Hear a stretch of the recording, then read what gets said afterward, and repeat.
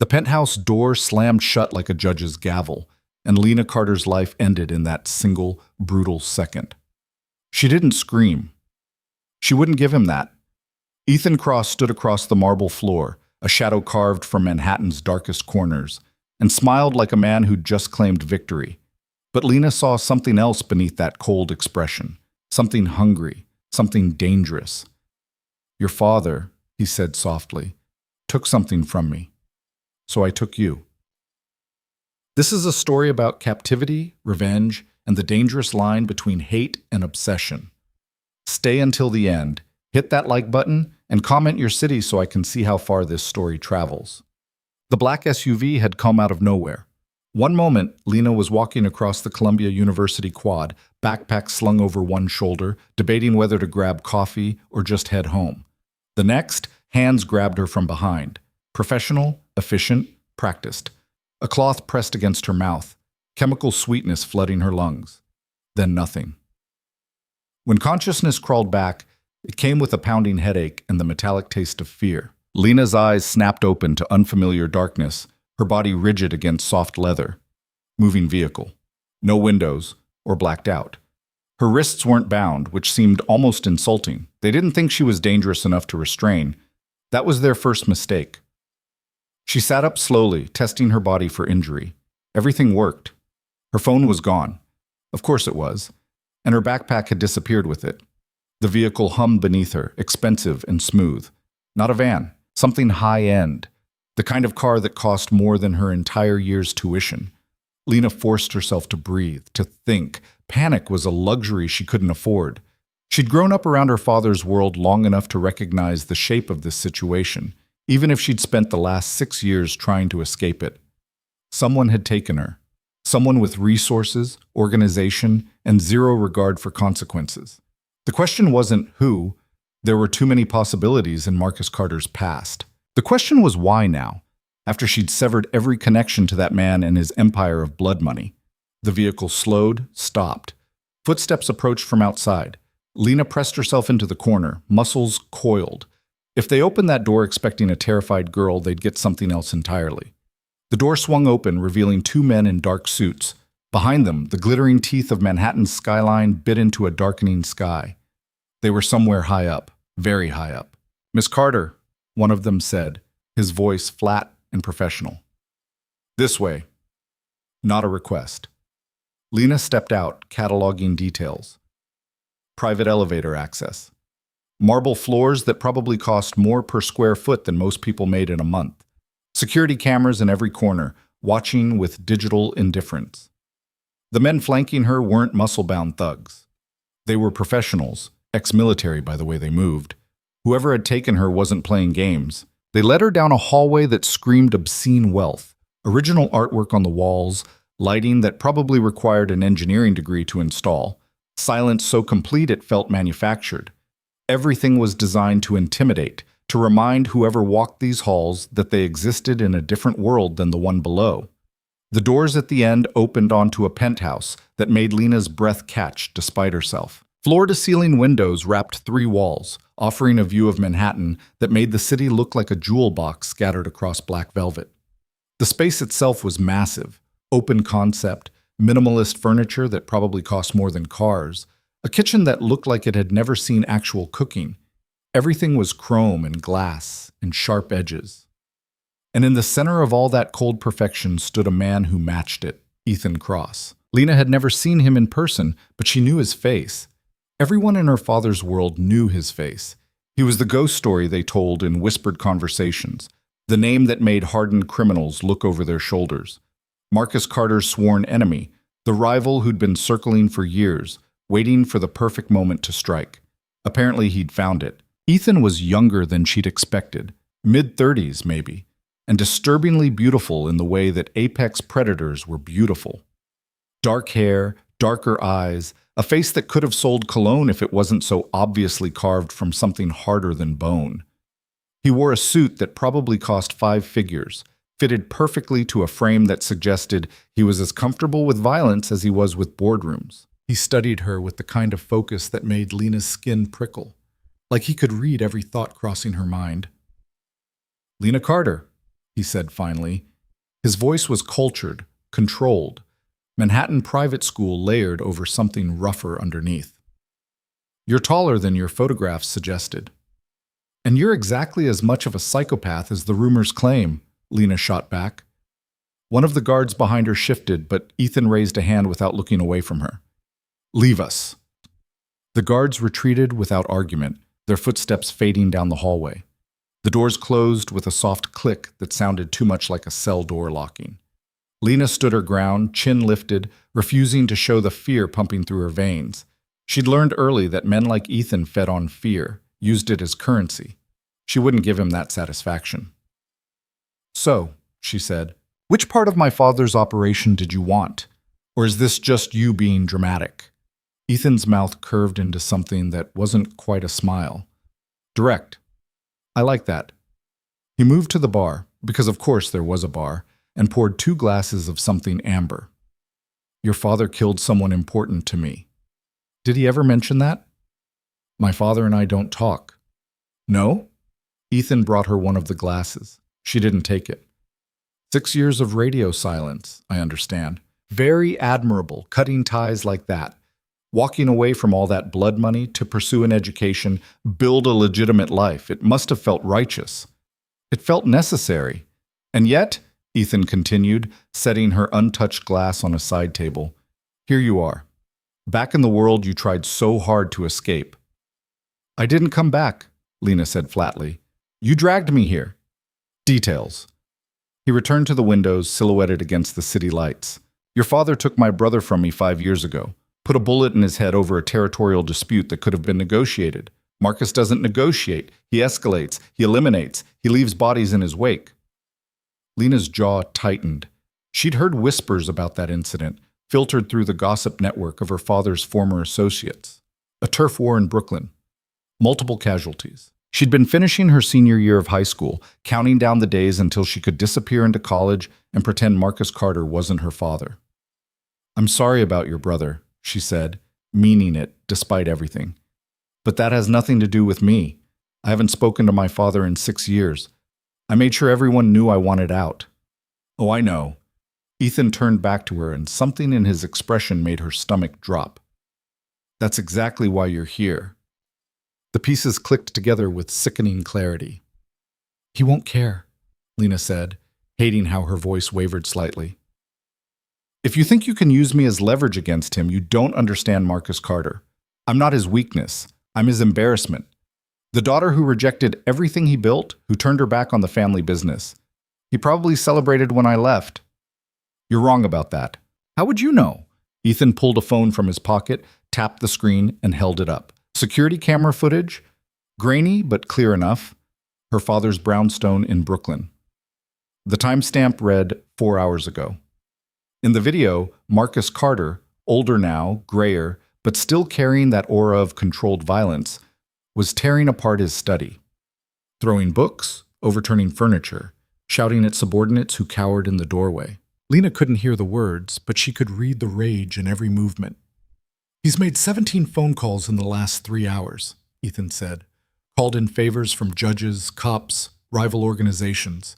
He's turning over every rock in this city looking for you. For someone who supposedly doesn't care, he seems rather invested. Lena stared at the screen, something twisting in her chest. She'd convinced herself over the years that leaving had been easy for Marcus, that he'd written her off as a loss and moved on. Seeing evidence to the contrary felt like touching a live wire. So what? She said, forcing steel into her voice. You kidnapped me to hurt him. Congratulations. What's the end game here? You kill me, he retaliates, the cycle continues? Kill you? Ethan pocketed the phone, looking almost offended. No, death is quick. Marcus needs to suffer the way I suffered, slowly, watching something precious slip away while being utterly powerless to stop it. I'm not precious to him. You keep saying that. I don't think you believe it. He moved closer, close enough that Lena could smell expensive cologne and something darker underneath. Gunpowder, maybe. Or just the scent of controlled violence. Here's how this works. You're going to stay here, comfortable and safe, while your father tears himself apart trying to find you. Every day that passes, his empire weakens. His focus splits. His enemies sense opportunity.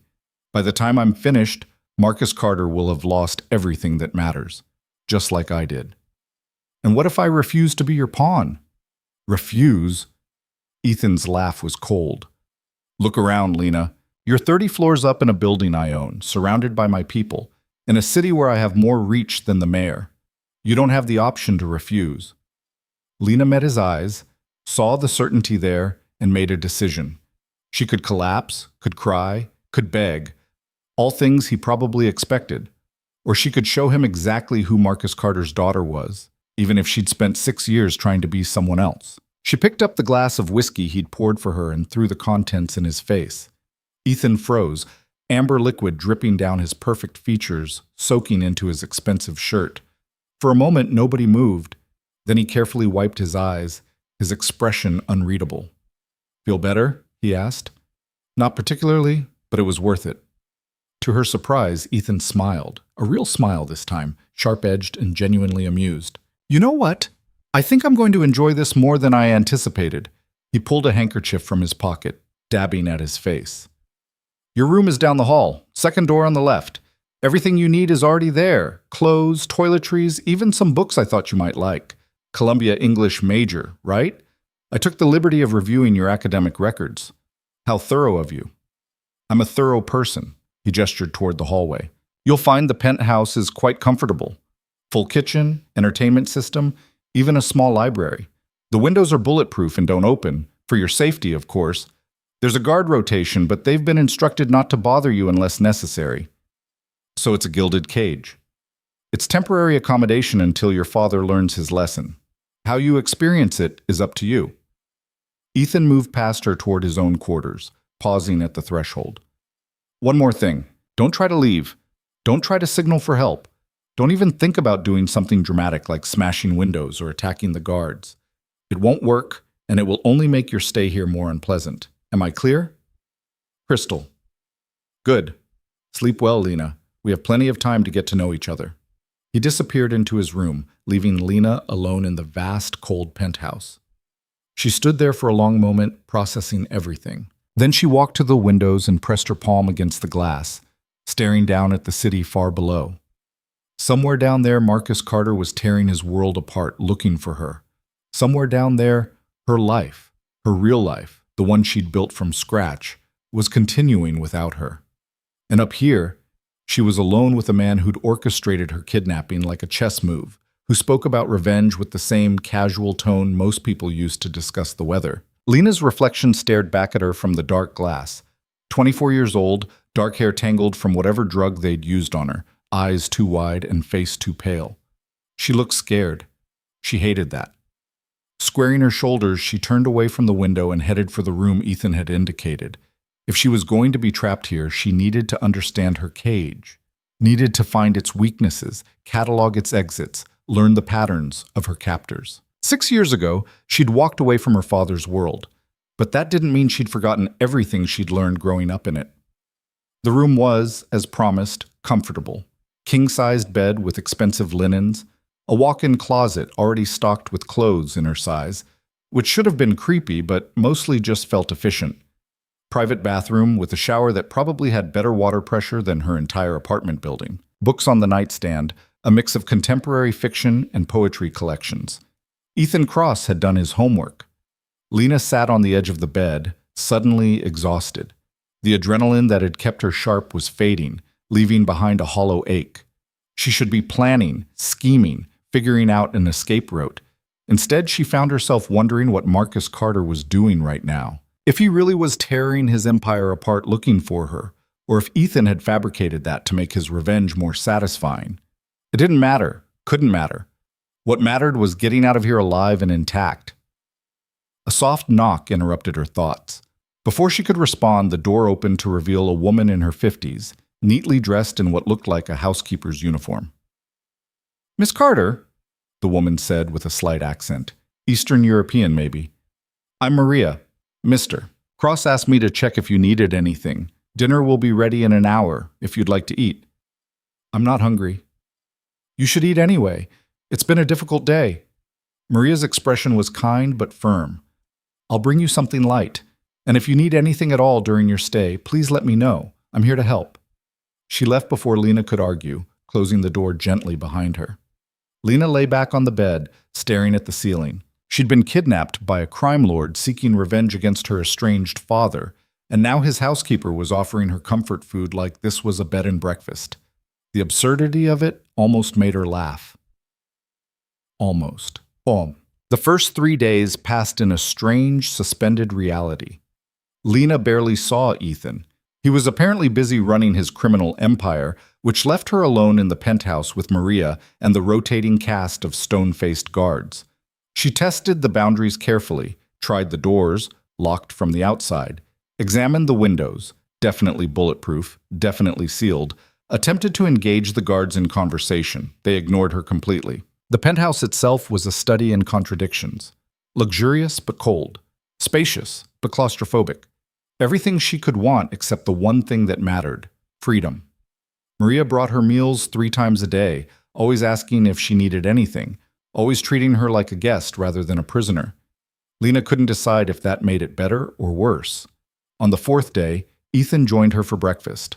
He appeared without warning, already dressed in another immaculate suit, looking like he'd stepped out of a magazine spread. He sat across from her at the dining table where Maria had laid out coffee, pastries, and fruit, and poured himself a cup like this was completely normal. "Sleep well?" he asked. Lena studied him over the rim of her own coffee cup. "Wonderfully. Nothing helps you relax like being held hostage. You're not a hostage, you're a guest. Guests can leave." "Fair point." He selected a croissant, breaking it apart with precise movements. "How are you finding the accommodations?" "The thread count is exceptional, really makes the kidnapping worthwhile." Ethan's mouth twitched. Not quite a smile, but close. "Your sarcasm is noted. It's one of my best qualities."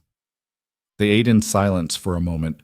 Lena watched him from the corner of her eye, trying to reconcile the man before her with the monster she'd built in her head. He was too controlled, too polished. Even the way he held his coffee cup suggested decades of etiquette training. This wasn't some street thug who'd fought his way to power. This was someone who'd been born into it, shaped by it. "What does Marcus Carter think happened to me?" she asked finally. Ethan glanced up. "Officially, you disappeared. No body, no ransom demand, no evidence, just gone." "And unofficially?" "He knows it was me, or at least suspects."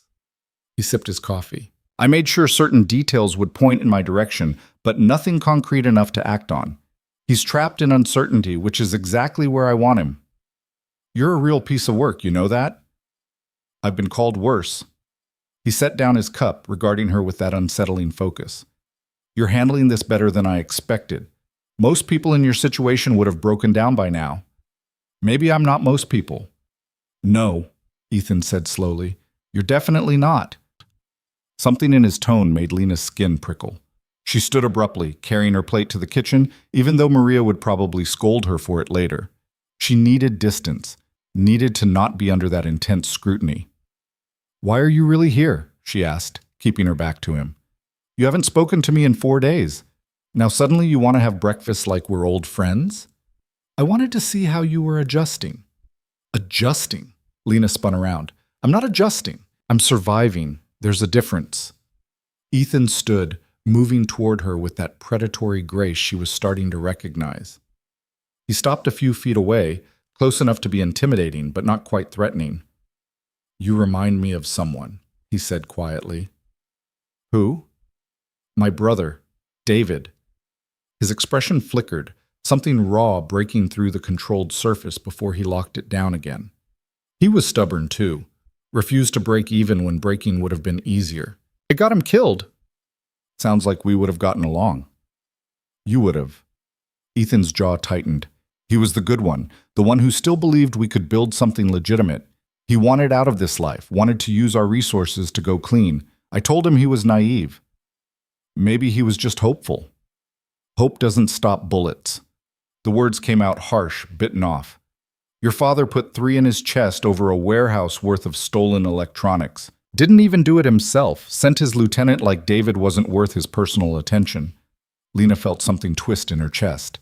She'd spent 6 years separating herself from her father's actions, convincing herself that his choices didn't reflect on her.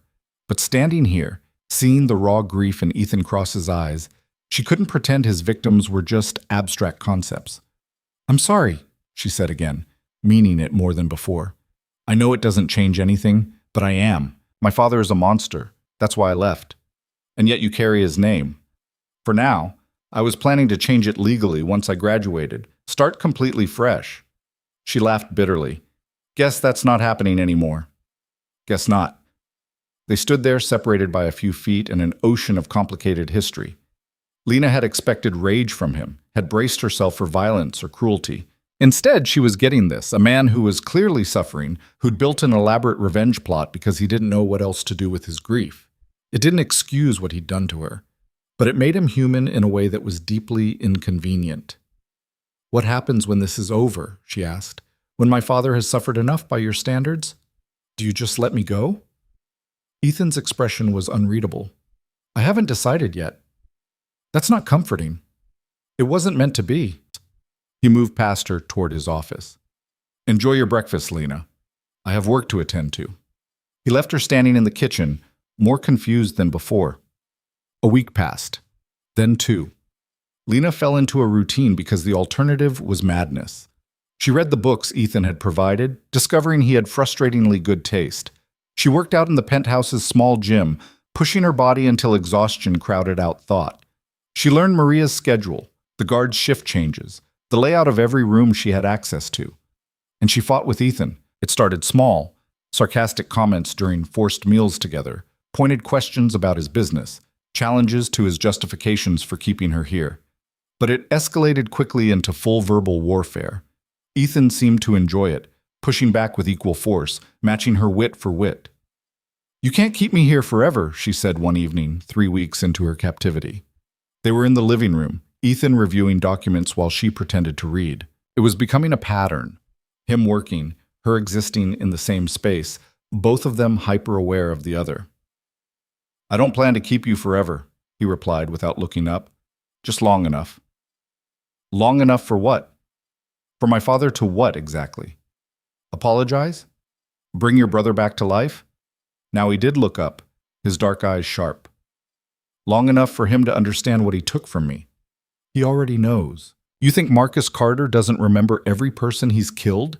He keeps score." Lena closed her book with more force than necessary. "This whole revenge plot of yours is pointless. You're not teaching him anything. You're just traumatizing me to make yourself feel better." Ethan stood, documents forgotten. "Traumatizing you? You're living in luxury. You have everything you could need. Except freedom. Except my life. Except basic human autonomy." She stood too, facing him across the coffee table. "You know what the worst part is? You're so convinced you're the wrong party here that you can't even see how you've become exactly like him. I am nothing like Marcus Carter. Really. You kidnapped an innocent person to hurt someone else. You're holding me hostage to satisfy your need for vengeance. You've decided my life matters less than your pain. Tell me how that's different." Ethan's face was a study in controlled fury. He moved around the table, closing the distance between them until Lena had to tilt her head back to maintain eye contact. She should have been afraid, probably was afraid on some level, but she refused to back down. "You don't know anything about me," he said, his voice dangerously quiet. "I know enough. I know you're so consumed by grief that you can't see straight. I know you're punishing me for my father's sins because you can't actually touch him. I know enough." But Lena was on a roll now, weeks of frustration pouring out. "I know you're scared. That's what this is really about, isn't it? You're terrified that if you let go of this revenge, you'll have to actually deal with losing your brother. That you'll have to admit he's gone and you couldn't save him." Something flickered across Ethan's face. Pain, maybe, or recognition. For a moment, his careful mask cracked, and she saw the man underneath. Younger than his years suggested. Exhausted. Haunted. Then the mask slammed back into place. "Go to your room," he said. "Excuse me?" "I said go to your room. Before I say something we'll both regret." Lena opened her mouth to argue, saw the warning in his eyes, and made a tactical retreat. Some battles weren't worth fighting, not when the enemy was already wounded. She lay awake that night, staring at the ceiling, replaying the conversation. She'd gotten under his skin. Good, he deserved it. But she couldn't shake the image of his face when she'd mentioned his brother. The raw grief there, barely contained. It reminded her of her own reflection in those first days after leaving home. The look of someone who'd lost something essential and was trying to figure out how to exist without it. She didn't want to feel sympathy for Ethan Cross. Didn't want to understand him. It made everything more complicated. Around 3 a.m, she heard movement in the hallway, footsteps passing her door, then the soft click of the penthouse's main entrance. Curious, she crept to her window, angling to see the private elevator. Ethan emerged into view 30 floors below, stepping into a waiting car. At this hour, there was only one reason he'd be leaving. Business. The kind that happened in darkness and left blood in its wake. Lena watched the car disappear into Manhattan's late-night traffic and tried not to think about what he might be doing. Tried not to calculate how many lives might end tonight on his orders. Tried not to remember that she was entirely at the mercy of a man who dealt in death as casually as most people dealt in spreadsheets. She didn't sleep after that. 4 weeks into her captivity, something shifted. Lena woke up feeling off. Not sick exactly, but wrong in a way she couldn't quite name. Her stomach churned, her head felt light. Even the smell of coffee, usually comforting, made her nauseous. She chalked it up to stress. By the second day of feeling wrong, she couldn't ignore it anymore. By the third day, a horrifying possibility occurred to her. She tried to remember. That night, 3 weeks ago, no, almost 5 weeks now, before the kidnapping, before everything went wrong, she'd been at a friend's party, had too much to drink, ended up talking to a guy she'd met at a conference. One thing led to another. She'd been careful. They'd used protection, but nothing was foolproof. Lena sat on the bathroom floor, her back against the expensive tile, and tried to calculate. Her cycle had always been irregular. Stress made it worse. Between finals and then being kidnapped, she hadn't even thought about it. She needed a test. Needed to know for sure before she could panic. But how did you ask your kidnapper's housekeeper for a pregnancy test? The answer, it turned out, was directly. I need something from the pharmacy, she told Maria the next morning, keeping her voice level. It's personal. Maria studied her with knowing eyes. I see. I'll have it sent up this afternoon, discreetly. No judgment, no questions, just quiet efficiency. The test arrived hidden in a box of toiletries. Lena locked herself in the bathroom, hands shaking as she opened the package. 3 minutes. That's all it took for her entire life to change again. 2 lines. Positive. Lena sank onto the closed toilet lid, staring at the test like it might spontaneously change its answer. This couldn't be happening. Not now, not here, not like this. She was pregnant, trapped in a penthouse by a crime lord, carrying the child of a stranger she'd met once and would probably never see again. Her father was tearing New York apart looking for her. Her real life was disintegrating in her absence. And she was pregnant. A knock on the bathroom door made her jump. Lena? Ethan's voice edged with concern. Maria said you weren't feeling well. Are you all right? Fine, she managed, her voice surprisingly steady. Just need a minute. She heard him hesitate outside the door.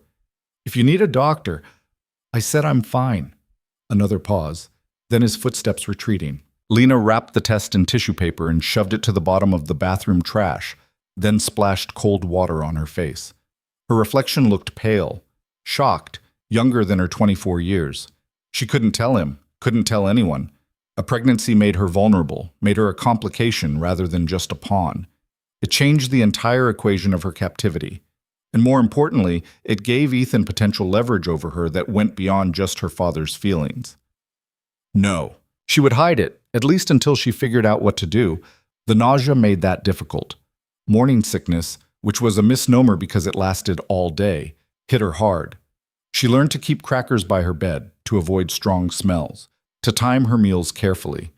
Maria noticed but said nothing, just quietly adjusted the menu to include blander options.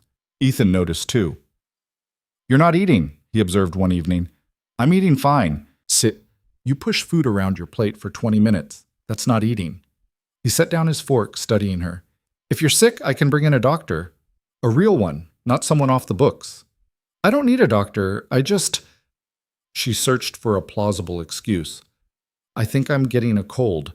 The recycled air in here, probably. It was a weak lie, and his expression said he knew it. But he didn't push. Yet. The next morning, Lena woke to find Ethan sitting in the chair by her window, silhouetted against the early light. "How long have you been there?" she asked, pulling the blanket up to her chin. "Long enough." He stood, moving closer. "We need to talk." Her heart kicked into overdrive. "About?" "About the fact that you're pregnant." The words hit like a physical blow. Lena's mind raced, calculating denials, but the expression on his face stopped her. He knew. Somehow, he knew. "Maria," Lena said flatly. "Don't blame her. She's worried about you." Ethan sat on the edge of the bed, and Lena instinctively shifted away. "When were you going to tell me?" "Never, if I could help it." "Why?" "Because it's none of your business. Because this doesn't change anything. Because—" She stopped, fighting back unexpected tears. Hormones, probably. Everything made her want to cry lately. "Because I don't know what you'll do with the information." Ethan was quiet for a long moment. "Who's the father?" "Someone I met before you kidnapped me. It doesn't matter who. He doesn't even know. It was one night, a mistake." "Does your father know?" "No one knows except apparently you and Maria." Lena hugged her knees to her chest, protective. "What are you going to do?" "What do you mean? Are you going to tell Marcus? Use it as extra leverage? Force me to—" She couldn't finish the sentence. "No." Ethan's voice was sharp. "I'm not a monster, Lena, whatever you think of me. You're pregnant. That changes things." "How?" He ran a hand through his hair, looking uncertain for the first time since she'd met him. "I don't know yet, but I'm not going to hurt you, or—" He gestured vaguely toward her stomach. "That." Lena wanted to believe him, desperately wanted to believe that somewhere underneath the criminal mastermind was a man who drew lines, who had principles. But she'd learned early not to trust men who dealt in violence. "I want to leave," she said quietly. "Please, Ethan, let me go. I'll disappear, move across the country, change my name, vanish completely. You'll never hear from me again, and neither will my father. Just let me go." "I can't." "Why not?" "Because this isn't finished." But he didn't sound as certain as before. "Your brother is dead," Lena said, as gently as she could. "Nothing you do to me or my father will bring him back. This revenge plot, it's not actually about justice. It's about you not knowing what else to do with your grief." "You're not a therapist." "No, but I'm right." Ethan stood, putting distance between them. He looked out the window, hands in his pockets, shoulders tight. When he spoke, his voice was barely audible. "He was all I had left. Our parents died when we were kids. Car accident. It was just the two of us against the world. I built this empire to protect him, to give us security. And he died anyway because I wasn't careful enough, wasn't ruthless enough. Marcus Carter saw weakness and exploited it. So now you're trying to prove you're not weak by holding me here." Something like that. Lena climbed out of bed, moving to stand beside him at the window. This close, she could see the exhaustion in the lines around his eyes, the tension in his jaw. He looked younger somehow, less like a crime lord and more like a man who'd been carrying too much for too long. "Ethan," she said carefully, "I understand why you did this. I even understand why you can't let me go yet. But I need you to promise me something." He turned to look at her. "What?" "That when this is over, however it ends, you'll make sure I get out safely. Me and—" She touched her stomach briefly. "Both of us. That whatever happens between you and my father, we're not collateral damage. I promise." "How do I know you mean that?" "Because," Ethan said, meeting her eyes, "I'm not Marcus Carter. I don't kill innocent people, even when it would be easier." They stood there in the morning light, two people trapped in a situation neither of them fully controlled anymore, and Lena realized something that terrified her more than anything else. She was starting to believe him. The promise hung between them like morning fog, substantial but impossible to hold. Lena wanted to trust it, wanted to believe that Ethan Cross was different from the men she'd grown up watching destroy lives without conscience. But trust was a currency she couldn't afford to spend carelessly, not when she was carrying a secret that made her more vulnerable than she'd ever been. The days that followed moved differently. Ethan stopped avoiding her. Instead, he seemed to orbit closer, showing up for meals with regularity that felt almost domestic. He didn't mention the pregnancy again, but his awareness of it colored every interaction. The way he'd pull out her chair without thinking, how he'd switched from serving wine to offering her water or juice, the careful way he watched her as if she might shatter. It should have felt suffocating. Instead, it felt confusing. "You're staring," Lena said one afternoon, not looking up from her book. They were in the library, a room she'd discovered 2 weeks into her captivity, lined floor to ceiling with books that someone had actually read, judging by the worn spines and dog-eared pages. Ethan had claimed the leather chair across from her, ostensibly reviewing documents, but she could feel his attention like heat on her skin. "I'm thinking," he corrected, "about how this changes the timeline." Lena's hand stilled on the page. "What timeline?" Ethan set down his papers, giving her his full focus. "Originally, I planned to keep you here for 3 months.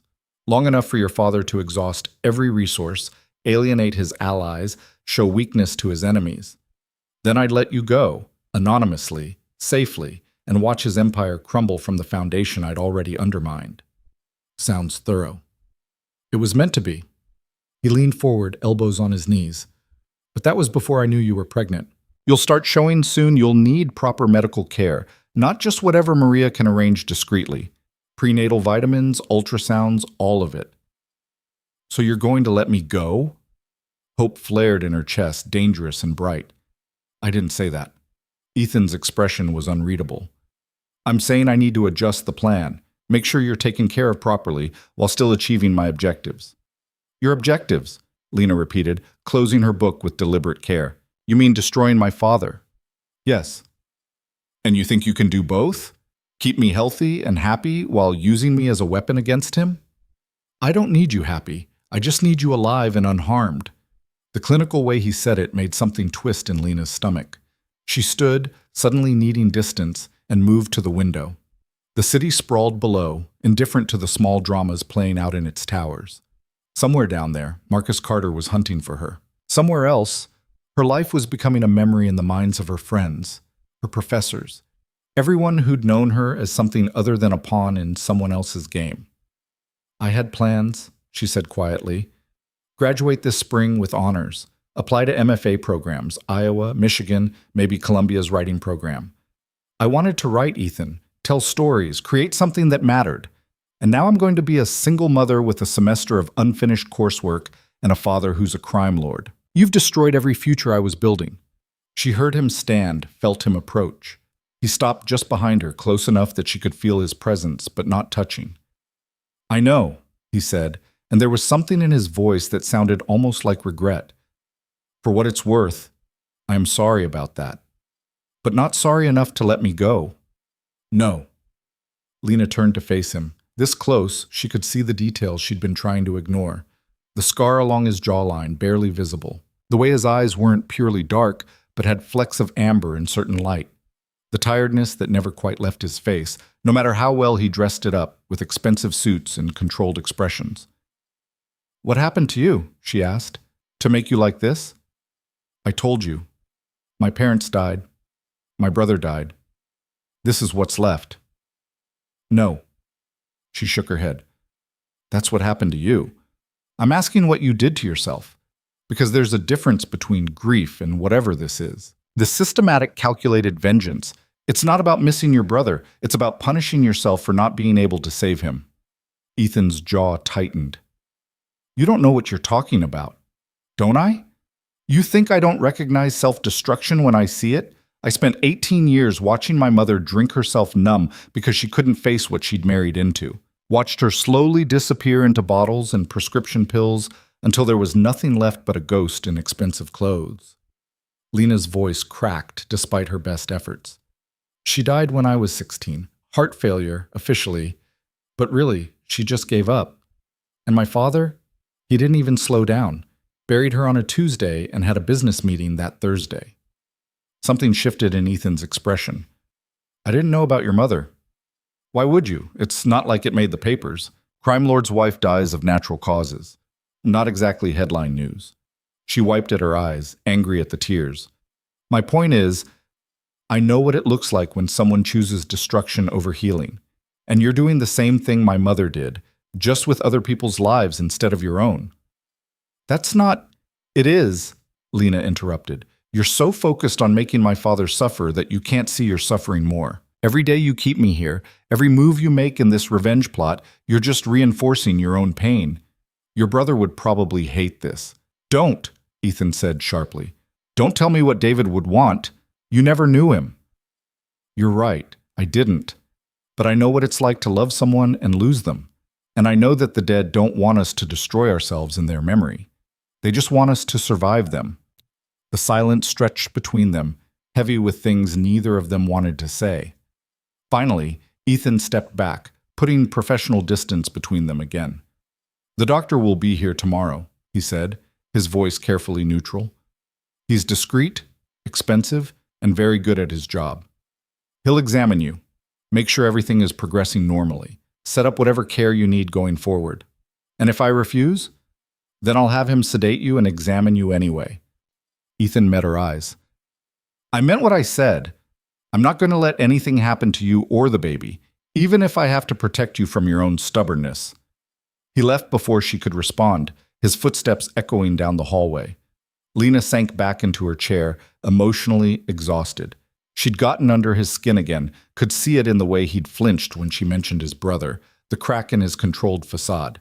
But pushing him felt like poking a wounded animal. Necessary for her survival, maybe, but dangerous. Her hand drifted to her stomach, still flat, but not for much longer. In a few weeks, the changes would become visible. In a few months, there would be a whole person who depended on her. The weight of that responsibility felt crushing. She'd never wanted to be a mother. Not like this. Not alone, not trapped, not carrying a stranger's child in a penthouse prison. But here she was, and somewhere in the chaos of the last few weeks, she'd made a decision without consciously choosing it. She was keeping this baby. Not because of any moral stance or societal pressure, but because something deep and irrational in her had decided this tiny cluster of cells was hers to protect, even from herself. The doctor arrived the next morning with a medical bag and the kind of poker face that suggested he'd seen things that would make normal people quit the profession. He was older, 60s maybe, with steady hands and eyes that assessed everything without judgment. Miss Carter, he said, shaking her hand, I'm Dr. Reeves. Mr. Cross has asked me to provide comprehensive prenatal care during your stay here. My stay, Lena repeated, aware of Ethan watching from across the room. That's a diplomatic way to put it. Dr. Reeves smiled slightly. I find diplomacy serves me well in my line of work. The examination was thorough and professional. He confirmed what Lena already knew. Approximately 6 weeks pregnant, everything appearing normal so far, though it was early yet. He prescribed vitamins, gave her a list of foods to avoid, and asked questions about her medical history that she answered honestly because lying seemed pointless. You're healthy, he concluded, packing up his equipment. Young, in good physical condition. Barring complications, you should have a straightforward pregnancy. I'll need to see you every 4 weeks initially, then more frequently as you progress. Any questions? How long can I hide it? Lena asked. Dr. Reeves glanced at Ethan, who'd remained strategically silent throughout the examination. That depends on your body. Some women don't show until the second trimester. Others start showing earlier. I'd estimate you have another 6 to 8 weeks before it becomes obvious to anyone who looks closely. 6 to 8 weeks. Not nearly enough time. After the doctor left, Lena found herself alone with Ethan again. It was becoming their default state, circling each other in the vast penthouse, neither quite sure what to do with the forced intimacy of their situation. He's good, Ethan said. One of the best OB consultants on the East Coast. He's delivered babies for people who couldn't afford public hospitals and celebrities who couldn't afford scandals. Your secret is safe with him. Until you decide it's not useful anymore. I gave you my word I wouldn't use this against you. And I'm supposed to just trust that? Lena laughed bitterly. You kidnapped me. You're holding me prisoner. You've destroyed my life. But sure, I'll trust your word on this one thing. Ethan's expression hardened. I know you have no reason to believe me. But I've never lied to you, Lena. Not once. I've been brutal, yes. Cruel, probably. But I haven't lied. That's supposed to make you noble? No. It's supposed to make you understand that when I make a promise, I keep it. He moved closer and Lena forced herself not to retreat. Your pregnancy stays between us, the doctor, And Maria, I won't tell your father. I won't use it as leverage. And when this is over, I'll make sure you have the resources you need to start over wherever you want to go. Why? Why what? Why would you help me after this? What's in it for you? Ethan was quiet for a moment, studying her with that unnerving intensity. Maybe I'm not completely beyond redemption. Or maybe I just don't want another death on my conscience, even an indirect one. Does it matter? It matters to me. Then believe what you want, but the offer stands. He left her then, disappearing into his office with his phone already at his ear, back to the business of running a criminal empire. Lena watched him go, more confused than ever about the man who held her life in his hands. The weeks crawled forward with strange momentum. Lena's body changed in small ways. Her breast became tender, her sense of smell sharpened to the point where Ethan's cologne made her nauseous. Her energy fluctuated wildly between exhausted and restless. She started wearing looser clothes, not quite hiding anything yet, but preparing for inevitability. And somehow, against all logic, she and Ethan fell into something that almost resembled routine. They ate breakfast together most mornings, trading sections of the newspaper in comfortable silence.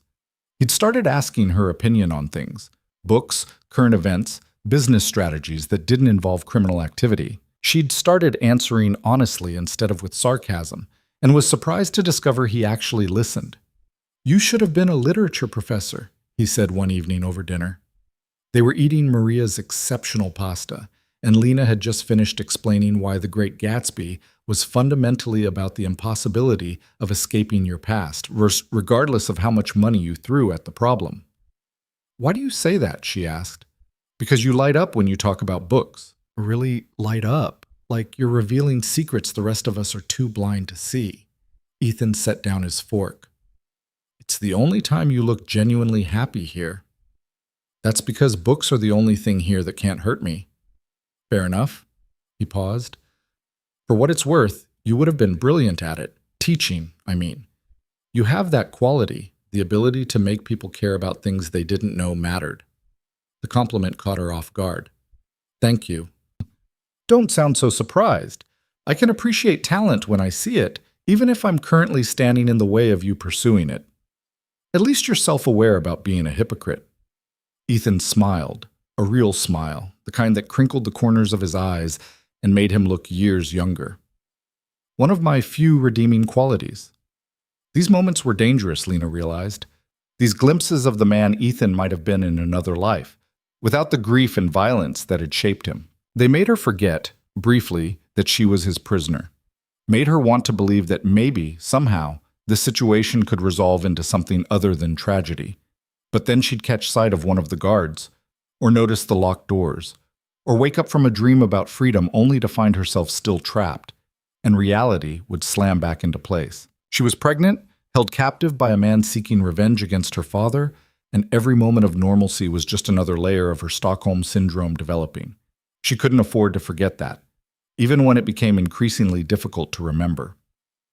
The shift happened gradually, then all at once. It started with small things. Ethan asking if she needed anything, then actually procuring it. Specific books, particular foods, even a new laptop so she could write, though without internet access. Maria mentioning casually that Mr. Cross had asked about Lena's comfort level, if the room temperature was right, if she needed different pillows for sleeping. Then came the night Lena woke from a nightmare, gasping and disoriented, and found Ethan in her doorway. "I heard you scream," he said, silhouetted against the hallway light. "I'm fine. Just a bad dream." But she wasn't fine. The nightmare had been vivid. Her father finding her, dragging her back into his world, the baby crying in her arms while Marcus Carter explained in his cold, rational voice why she could never escape what she was born into. "You're shaking," Ethan observed. "I said I'm fine." He didn't leave. Instead, he crossed the room and sat in the chair by her window, maintaining careful distance but refusing to go. "Talk to me." "About what?" "Whatever woke you up looking like you'd seen death." Lena pulled her knees to her chest, suddenly feeling very young and very scared. "I dreamed about my father finding me, taking the baby, raising it in his world, turning it into another weapon in his arsenal." Her voice cracked. "I can't let that happen. I can't let this child grow up the way I did, watching violence and calling it normal." That won't happen, Ethan said quietly. How can you promise that? You don't control what happens when this is over. No, but I can make sure Marcus never knows about the pregnancy, can make sure you have the resources to disappear completely if that's what you want. He leaned forward. I told you I'd protect you. That extends to protecting you from your father, too. Why would you do that? Ethan was quiet for a long moment. When he spoke, his voice was rough with something Lena couldn't quite name. Because you remind me that not everyone born into this world has to stay in it. You got out. You tried to build something better. That takes more courage than anything I've ever done. I didn't get out. You dragged me back. Temporarily. He stood, moving toward the door. Try to sleep. And Lena, you're stronger than your nightmares. Stronger than your father. Don't forget that. He left, closing the door softly behind him. Lena lay back down, but sleep didn't come. Instead, she stared at the ceiling, trying to reconcile the man who'd kidnapped her with the man who'd just sat vigil over her nightmares. They shouldn't be the same person. But increasingly, she was discovering that people were rarely just one thing. Even the monsters were complicated. The next morning, she found a gift outside her door. A first edition of Toni Morrison's beloved pristine condition, probably worth thousands. No note, but she knew who it was from. She held the book like it might bite, torn between throwing it back in his face and pressing it to her chest. In the end, she took it to the library and spent the afternoon reading, trying not to think about what it meant that her captor was paying attention to the offhand comments she'd made about her favorite authors. 2 days later, Ethan's world erupted. Lena was in the kitchen with Maria, learning to make pierogi because she'd expressed casual interest in Polish cuisine when she heard raised voices from Ethan's office. Not unusual, his business often involved heated phone calls. But then came the sound of something breaking, glass shattering against a wall, and Ethan's voice sharp with rage. The office door slammed open. Ethan strode out, his face a mask of cold fury, already barking orders into his phone. I want everyone on this. Now. I don't care what they were doing. Pull them all in. Someone leaked our storage locations to the feds, and I want to know who. He stopped short when he saw Lena, his expression flickering briefly before the professional mask slammed back into place. What happened? She asked, unable to help herself. Business problem. Nothing that concerns you. But his eyes told a different story. This was bad, possibly catastrophic. Ethan, stay in the penthouse, he ordered, already moving toward the elevator. Don't go near the windows. Extra guards will be on rotation. If anyone tries to breach this building, Maria knows the safe room protocol. You're scaring me. He paused, turned back. For a moment, vulnerability flickered across his face. Someone betrayed me. One of my own people sold information to federal agents, said. 3 of my warehouses were raided this morning, millions in inventory seized, dozens of my people arrested. His jaw clenched. I need to fix this before it spreads. Will you be safe? The question surprised them both. Ethan's expression softened infinitesimally. Are you worried about me? I'm worried about what happens to me if you're not here, Lena corrected, but they both knew it was only partially true. I'll be back by tonight. Just stay inside and stay safe. He hesitated, then added, Please. Then he was gone, the elevator descending with finality. Lena spent the day in a state of anxious waiting. She tried to read, couldn't focus, tried to write, but the words wouldn't come. Tried to nap, but her mind spun with scenarios, each worse than the last. What if Ethan was arrested, killed? What would happen to her then? She told herself her concern was purely practical. Ethan was the only thing standing between her and whatever chaos might erupt if he fell. His protection was the only reason she was still comfortable, still safe. But when night fell and he still hadn't returned, the fear in her chest felt distinctly personal. Maria tried to reassure her. Mr. Cross has dealt with worse situations. He'll handle this. How can you be so sure? Because I've worked for him for 8 years. I've seen him navigate wars with rival organizations, federal investigations, internal coup attempts. He's survived them all. Maria patted her hand. He's stronger than he looks, and smarter. But Lena couldn't shake the dread that had settled into her bones. It was past midnight when she finally heard the elevator. Lena had been curled up in the living room, refusing to go to bed until she knew Ethan was back. She told herself it was because she needed to know if her situation had changed, if new plans needed to be made. The truth was messier than that. Ethan emerged from the elevator looking like he'd been through a war. His suit jacket was gone, his shirt sleeves rolled up and splattered with what looked disturbingly like blood. His knuckles were split and bruising. There was a cut above his left eyebrow that had stopped bleeding but needed attention. "You're hurt," Lena said, standing. "It's not my blood. Mostly." He moved past her toward his office. "You should be asleep." "I couldn't sleep." She followed him, unable to stop herself.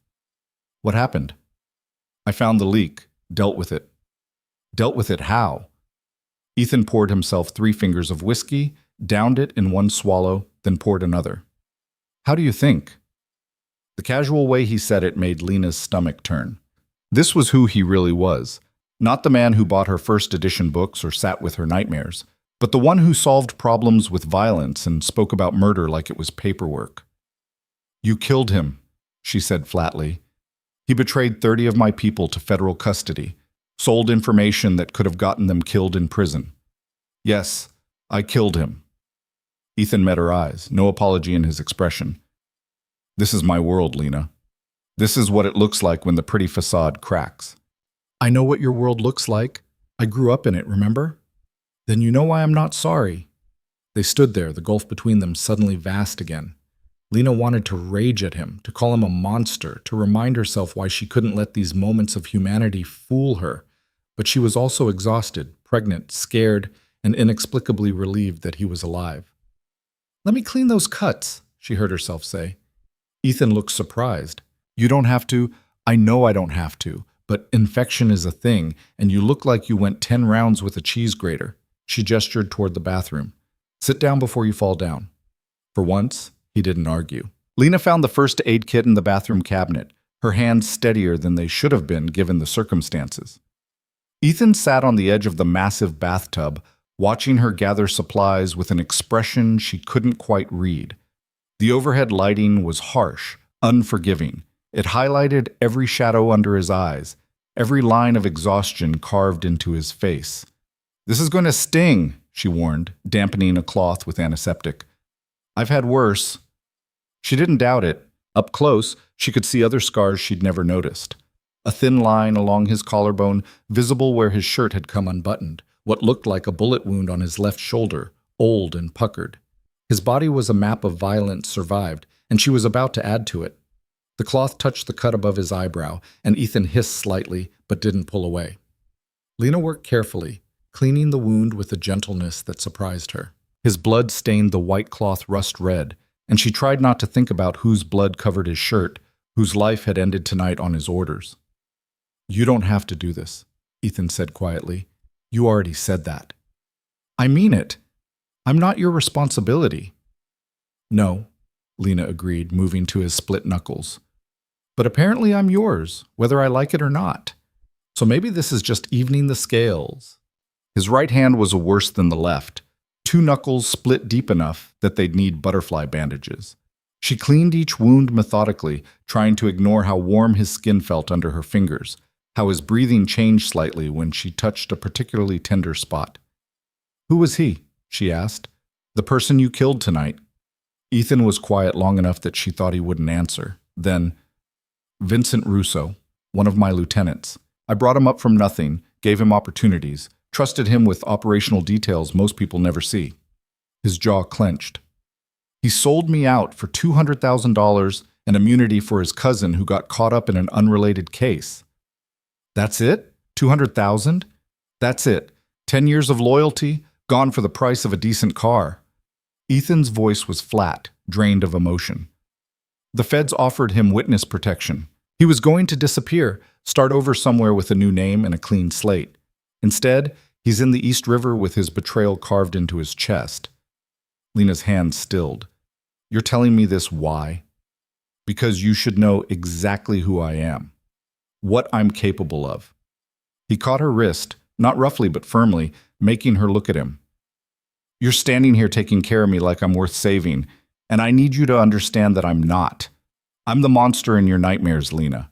The thing your mother was trying to escape when she climbed into those bottles." "I know what you are." "Do you?" Because sometimes you look at me like you're seeing someone else. Someone better. Maybe I am, Lena said, pulling her hand free and returning to his wounds. Maybe I'm seeing the person you could have been if your brother hadn't died, if you'd chosen differently. There are no different choices, not in this life. There are always choices. You just don't like the alternatives.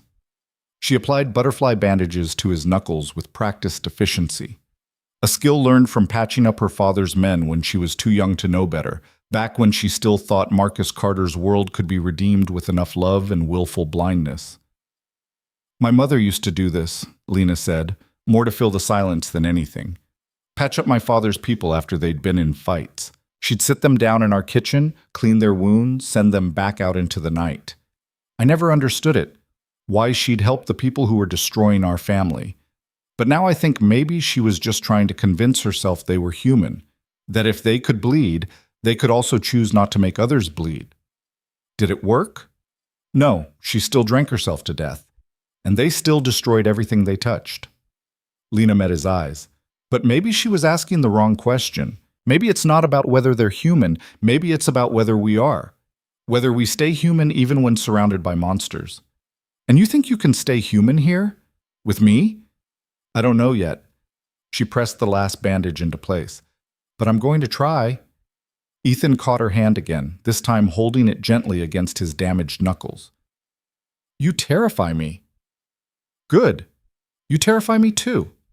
No, I mean it.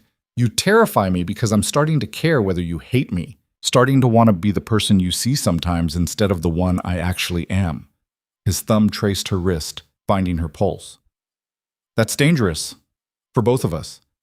Lena should have pulled away, should have reminded him that he was her captor, that whatever this was building between them was toxic and wrong. But his touch was gentle, his eyes vulnerable in a way she'd never seen, and she was so tired of fighting every instinct that told her he was more complicated than the role he'd cast himself in. Then maybe we're both in trouble, she said softly.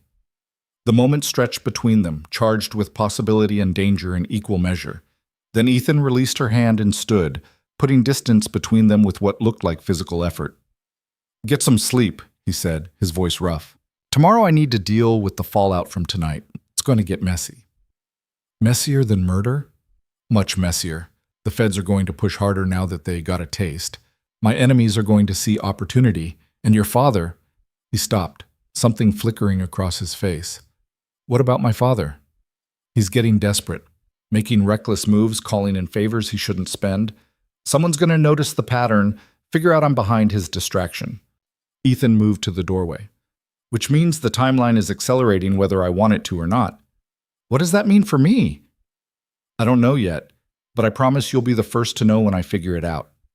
He left her standing in the bathroom, first aid supplies scattered across the counter, her heart beating too fast for comfort. She cleaned up mechanically, her mind spinning. Ethan was right. Something was shifting between them, something that couldn't exist in the simple captor-captive dynamic they'd started with. She should be planning her escape. Instead, she was memorizing the feeling of his skin under her fingertips, the vulnerability in his eyes, the way he'd said she terrified him like it was a confession. This was how it happened, she realized. This was how people got lost in Stockholm Syndrome, in trauma bonds, in relationships that had no right to exist, not all at once with dramatic revelations, but slowly, in moments of unexpected humanity that made you forget the bars of your cage. She pressed her hand to her stomach, feeling nothing yet but knowing life was growing there regardless. Whatever happened next, she had more than just herself to protect now. She couldn't afford to lose herself in Ethan Cross's complicated darkness, no matter how human he seemed in unguarded moments. But as she lay in bed that night, unable to sleep, she couldn't stop thinking about the way he'd held her hand like she was something precious, something worth protecting even from himself. The next week brought chaos in waves. Federal agents swarmed Ethan's legitimate businesses, looking for connections to the warehouses they'd raided. 3 of his associates were arrested on unrelated charges that felt suspiciously coordinated. Someone torched one of his clubs in Queens, sending a message that his vulnerability was showing. Through it all, Ethan worked with focused intensity that bordered on obsessive. Lena watched him from the margins of the penthouse, saw him on phone calls that lasted hours, meetings with stone-faced men who spoke in careful code, strategy sessions with his remaining lieutenants that sometimes went until dawn. He was fighting a war on multiple fronts, and he was losing ground. "You need to sleep," Lena said one night, finding him in his office at 3 in the morning. "I need to shore up our Western operations before the Italians decide now's a good time to test my defenses," he countered, not looking up from the laptop screen. "You're not going to shore up anything if you collapse from exhaustion." "I'm fine." "You're not fine. You're running on coffee and spite, and you look like death." Lena crossed the office, closed his laptop despite his protest. "Whatever you're working on can wait 6 hours. Sleep. Actually sleep. Not that thing where you close your eyes for 90 minutes and call it rest." Ethan leaned back in his chair, rubbing his face. The bandages on his knuckles were starting to peel at the edges. "When did you become concerned about my well-being?" "When I realized that if you burn out, I'm stuck here with whatever power vacuum opens up in your absence." It was a lie. Or at least not the whole truth, but it was easier than admitting she actually cared. "So this is pure self-interest." "Right. Self-interest." But the way he looked at her suggested he knew better. "Fine. 6 hours.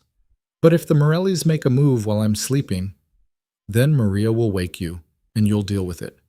The world won't end because you took care of yourself for one night." She held out her hand. "Come on." He took it, letting her pull him to his feet. He swayed slightly, exhaustion finally catching up now that he'd stopped fighting it. Lena steadied him without thinking, her hand on his chest, and felt his heart racing under her palm. "You're going to make yourself sick," she said quietly. "Probably." He covered her hand with his, holding it there.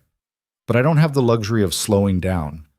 Not now, when everything's falling apart. Even empires need maintenance, otherwise they crumble from the inside.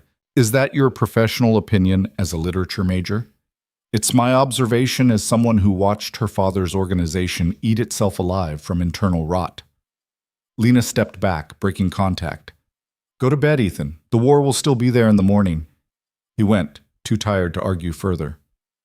Lena watched him disappear into his bedroom, then returned to her own room and lay awake, listening to the city breathe below. Somewhere out there, Marcus Carter was tearing himself apart looking for her. Somewhere else, federal agents were building cases that would never reach trial because the people they targeted played by different rules. And up here, she was caught in the middle of it all, her fate tied to a man who was barely holding his world together. Her hand drifted to her stomach again, a gesture that was becoming habitual. 8 weeks now. Soon she'd start showing, and then hiding would become impossible. She needed a plan, needed to figure out how she was going to survive whatever came next. But planning required knowing what Ethan intended to do with her, and increasingly, she suspected he didn't know anymore either. 3 days later, everything changed. Lena woke to the sound of breaking glass and shouting. For a disorienting moment, she thought she was dreaming, then another crash, closer, and the unmistakable sound of gunfire. She rolled out of bed, heart hammering, looking around for something she could use as a weapon. The door burst open and Maria appeared, her face pale. "The safe room," Maria said urgently. "Now!" "What's happening?" "The Morelli family. They're here." Maria grabbed her arm, pulling her toward the hallway. "Mr. Cross is handling it, but we need to get you somewhere secure." More gunshots, rapid fire from the direction of the living room. Lena heard Ethan's voice, sharp with command, coordinating his guards. Then an explosion, small but close, that rattled the windows and made the floor shake. Maria dragged her to what Lena had thought was a linen closet. Instead, it opened to reveal a steel door with a keypad. Maria entered a code, yanked it open, shoved Lena inside. "Stay here. Don't open this door for anyone except me or Mr. Cross. Understand?" "Maria." "Understand?" "Yes." The door slammed shut, heavy locks engaging with mechanical finality.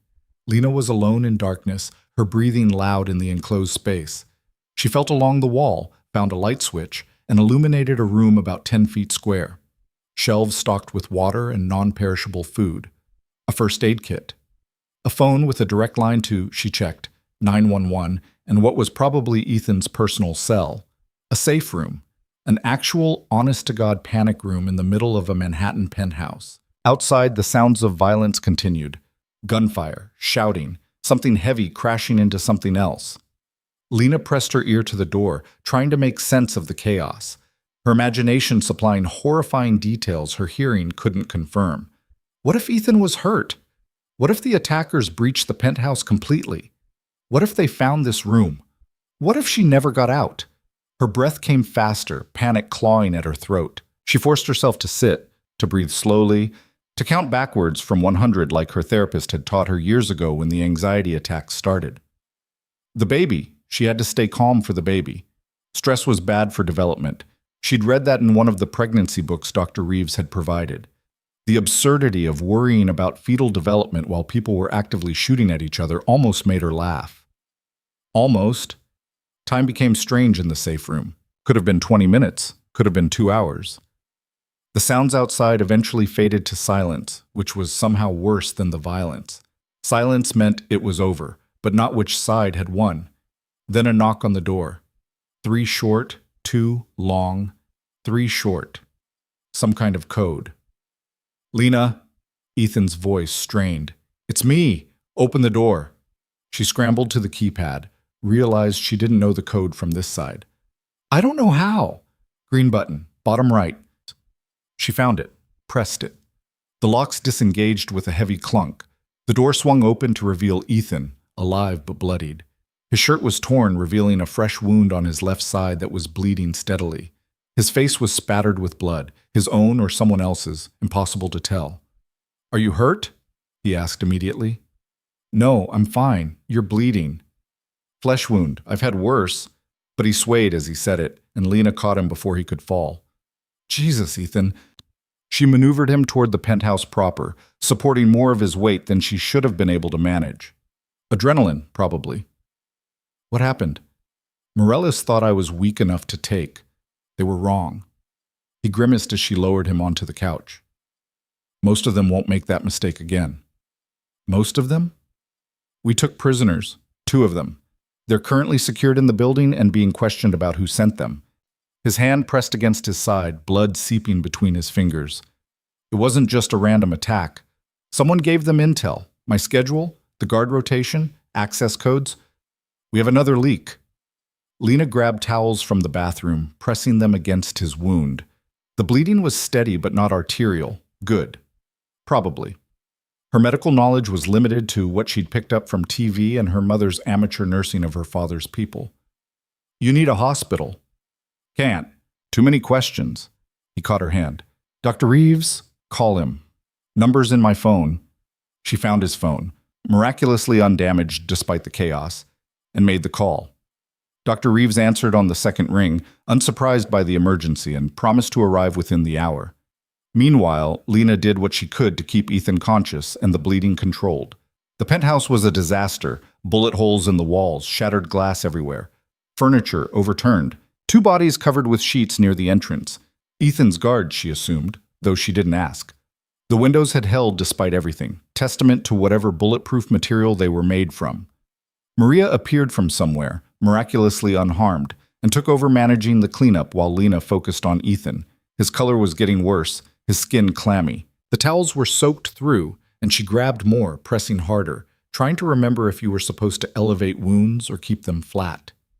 Stay with me, she said, more sharply than intended. Don't you dare pass out. Bossy. But his eyes were unfocused, his breathing shallow. Ethan, look at me. She cupped his face, forcing him to meet her gaze. Stay awake. Talk to me. Tell me something. Like what? Anything. Your favorite color. Your first pet. The last movie you saw. Just keep talking. Blue, he said, the words slurring slightly. My favorite color is blue. Like the ocean David and I saw once in Greece. We were teenagers running from a job that went wrong, ended up on this beach at sunrise. Water so blue it didn't look real. Good. What else? Tell me about Greece. He did, voice growing weaker but staying conscious. Told her about stealing a boat, about swimming in water so clear you could see 30 feet down, about eating fish they'd caught themselves while hiding from the people who wanted them dead, about David laughing, always laughing, even when things were terrible. By the time Dr. Reeves arrived, Ethan had talked himself hoarse, but he was still conscious. The doctor took one look at the wound, at the amount of blood, and set to work with grim efficiency. Out, he told Lena. You don't need to see this. I'm staying. Miss Carter, I said I'm staying. She met his eyes with a stubbornness she'd learned from years of refusing to bend to her father's will. He stayed conscious for me. I'm staying conscious for him. Dr. Reeves sighed, but didn't argue further. The next 30 minutes were brutal. Lena held Ethan's hand while the doctor cleaned the wound. A bullet had grazed his side, tearing a furrow through muscle, but missing anything vital. Lucky, in the way that getting shot could be lucky. Dr. Reeves stitched him up with steady hands, administered antibiotics, and something for the pain that made Ethan's eyes glaze slightly. You need to rest, the doctor said when he was finished. No strenuous activity for at least 2 weeks. The stitches will dissolve on their own. But if you see any signs of infection, call me immediately. Can't rest, too much to do. Then you'll tear the stitches and make everything worse. Doctor. Reeves packed up his equipment. Mr. Cross, I've been patching you up for 6 years now. For once, listen to me. Rest. Let your body heal. The Empire can wait 48 hours. He left with Maria to see himself out, leaving Lena alone with Ethan in the ruins of the penthouse. Dawn was breaking outside the windows, painting the city in shades of gold and pink that seemed obscene given the violence of the night. You should have left, Ethan said, his voice thick from the pain medication. When Maria put you in the safe room, you should have stayed there. Let me deal with this alone. And if you'd died, what would have happened to me then? Maria has instructions. Would have gotten you out, given you resources to disappear. His eyes were half closed, fighting the drugs. You'd have been free. I don't want to be free if it means watching you die. The words hung between them, too honest, too revealing. Ethan's hand tightened on hers. Lena, don't. Don't say whatever you're about to say. She stood, needing distance before she admitted something even more damaging. You need sleep, real sleep, not medicated unconsciousness. Can you make it to your room? Probably not. Then stay here. I'll keep watch. You don't have to. I know I don't have to. I'm doing it anyway. She grabbed a blanket from the closet, draped it over him. Sleep, Ethan. I'll wake you if anything happens. He fought it for a few more minutes, but the medication and exhaustion won. His breathing evened out, his face relaxing into something younger, less guarded. Lena settled into the chair across from him, watching the rise and fall of his chest, and tried to understand when exactly she'd started caring whether he lived or died. The truth was uncomfortable. She'd been caring for weeks now, maybe longer. She'd just been too stubborn to admit it. The morning after the attack felt like waking into a different world. Sunlight cut through the bullet-scarred windows, illuminating dust particles that danced in the air like tiny ghosts. Lena had dozed fitfully in the chair, jerking awake every time Ethan's breathing changed, every time a sound echoed from elsewhere in the building. Now, in full daylight, the damage looked worse. Not just the physical destruction, but the violation of it. This penthouse had been her prison, yes, but it had also been safe. That illusion was shattered along with the glass. Ethan stirred on the couch, wincing as the movement pulled at his stitches. His eyes opened, found her immediately. You actually stayed, he said, voice rough with sleep and medication residue. I said I would. People say a lot of things. He pushed himself upright with visible effort, his jaw tightening against pain. How long was I out? 5 hours, maybe 6. Lena stood, her back protesting from the awkward angle she'd slept in. Dr. Reeves said you needed rest. You should lie back down.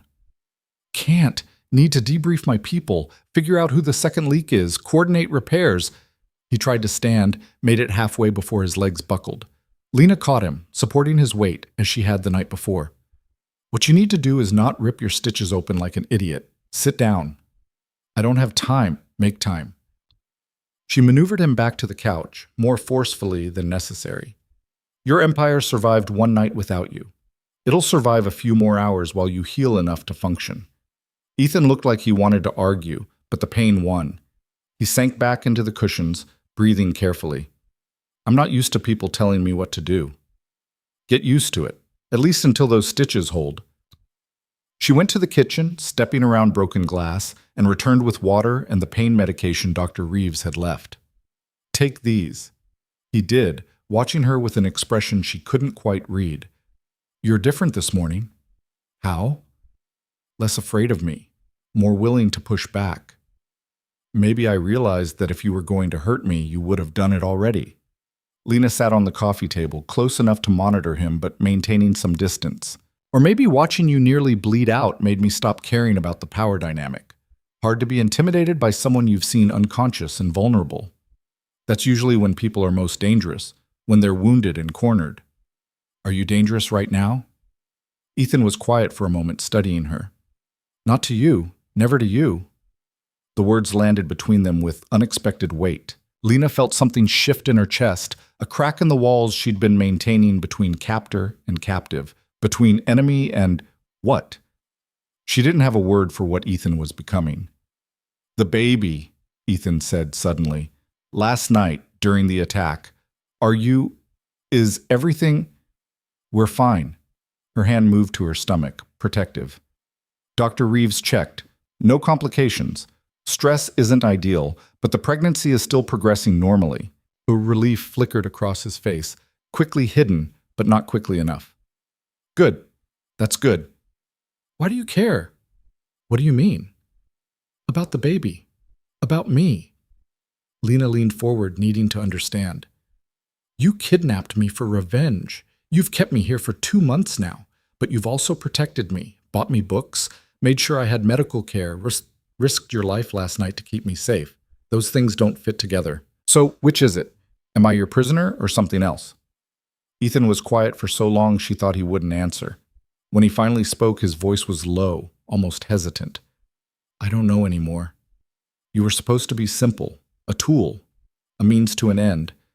But somewhere along the way, you stopped being Marcus Carter's daughter and started being just Lena, a woman reading Morrison in my library, someone who argues with me about philosophy over breakfast, a person who's carrying a child and trying to figure out how to survive a situation she never asked for.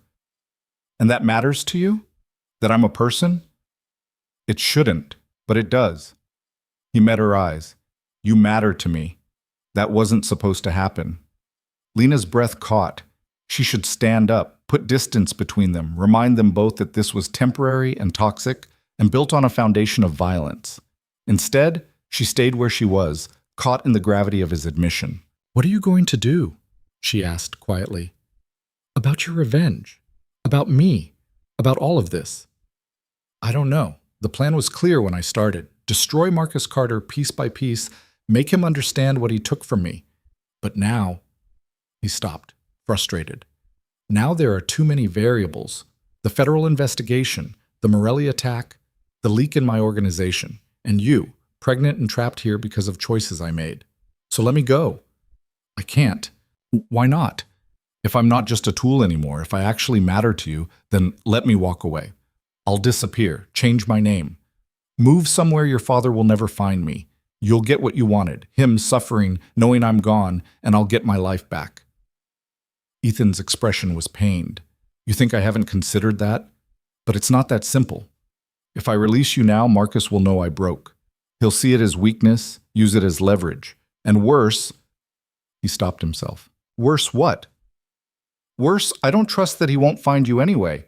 He has resources I can't match in some areas. Connections in law enforcement, federal agencies, private security firms. If you run, he'll hunt you. And when he finds you, when he discovers you're pregnant, what do you think he'll do?" The question hung in the air like smoke. Lena had been trying not to think about that particular nightmare scenario. Marcus Carter learning about the baby, deciding it was leverage or legacy, or some twisted second chance at controlling a child who'd rejected him. "He doesn't get to know," she said firmly. "That's non-negotiable. Whatever happens, he doesn't find out about the pregnancy."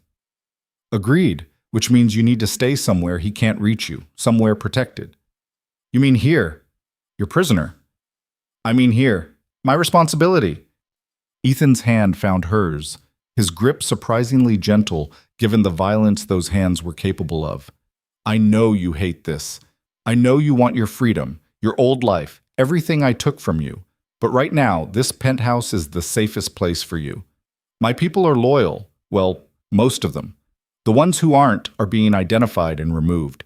And I will die before I let anyone hurt you or that baby.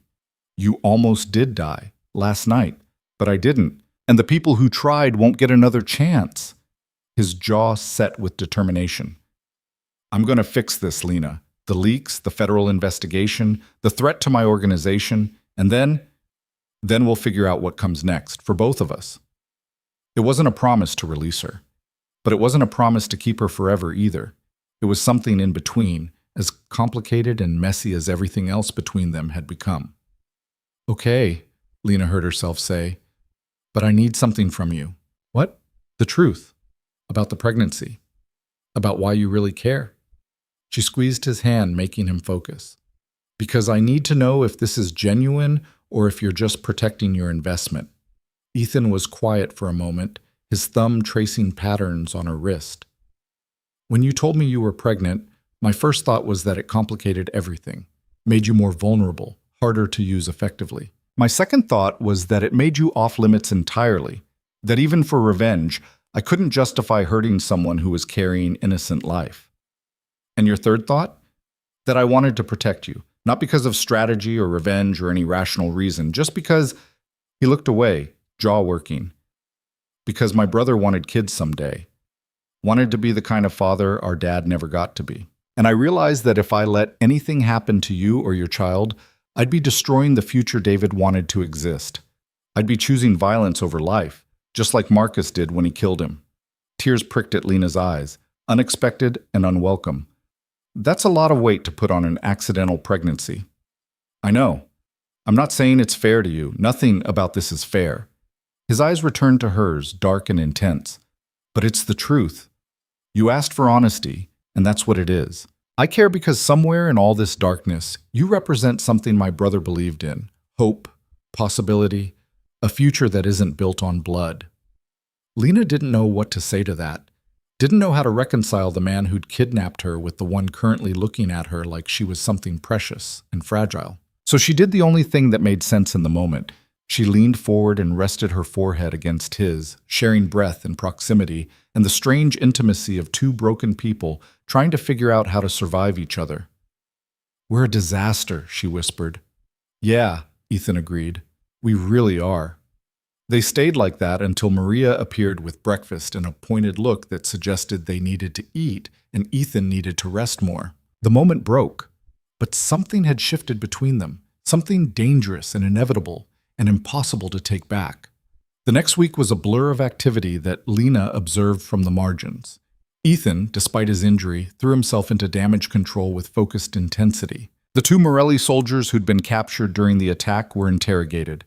Lena didn't ask about methods, and Ethan didn't volunteer details, and revealed that the attack had been coordinated with someone inside Ethan's organization.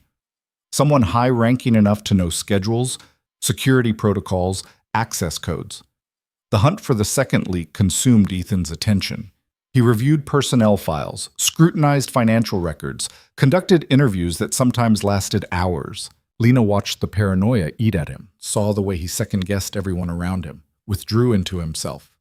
He was sleeping even less than before, running on fumes and determination.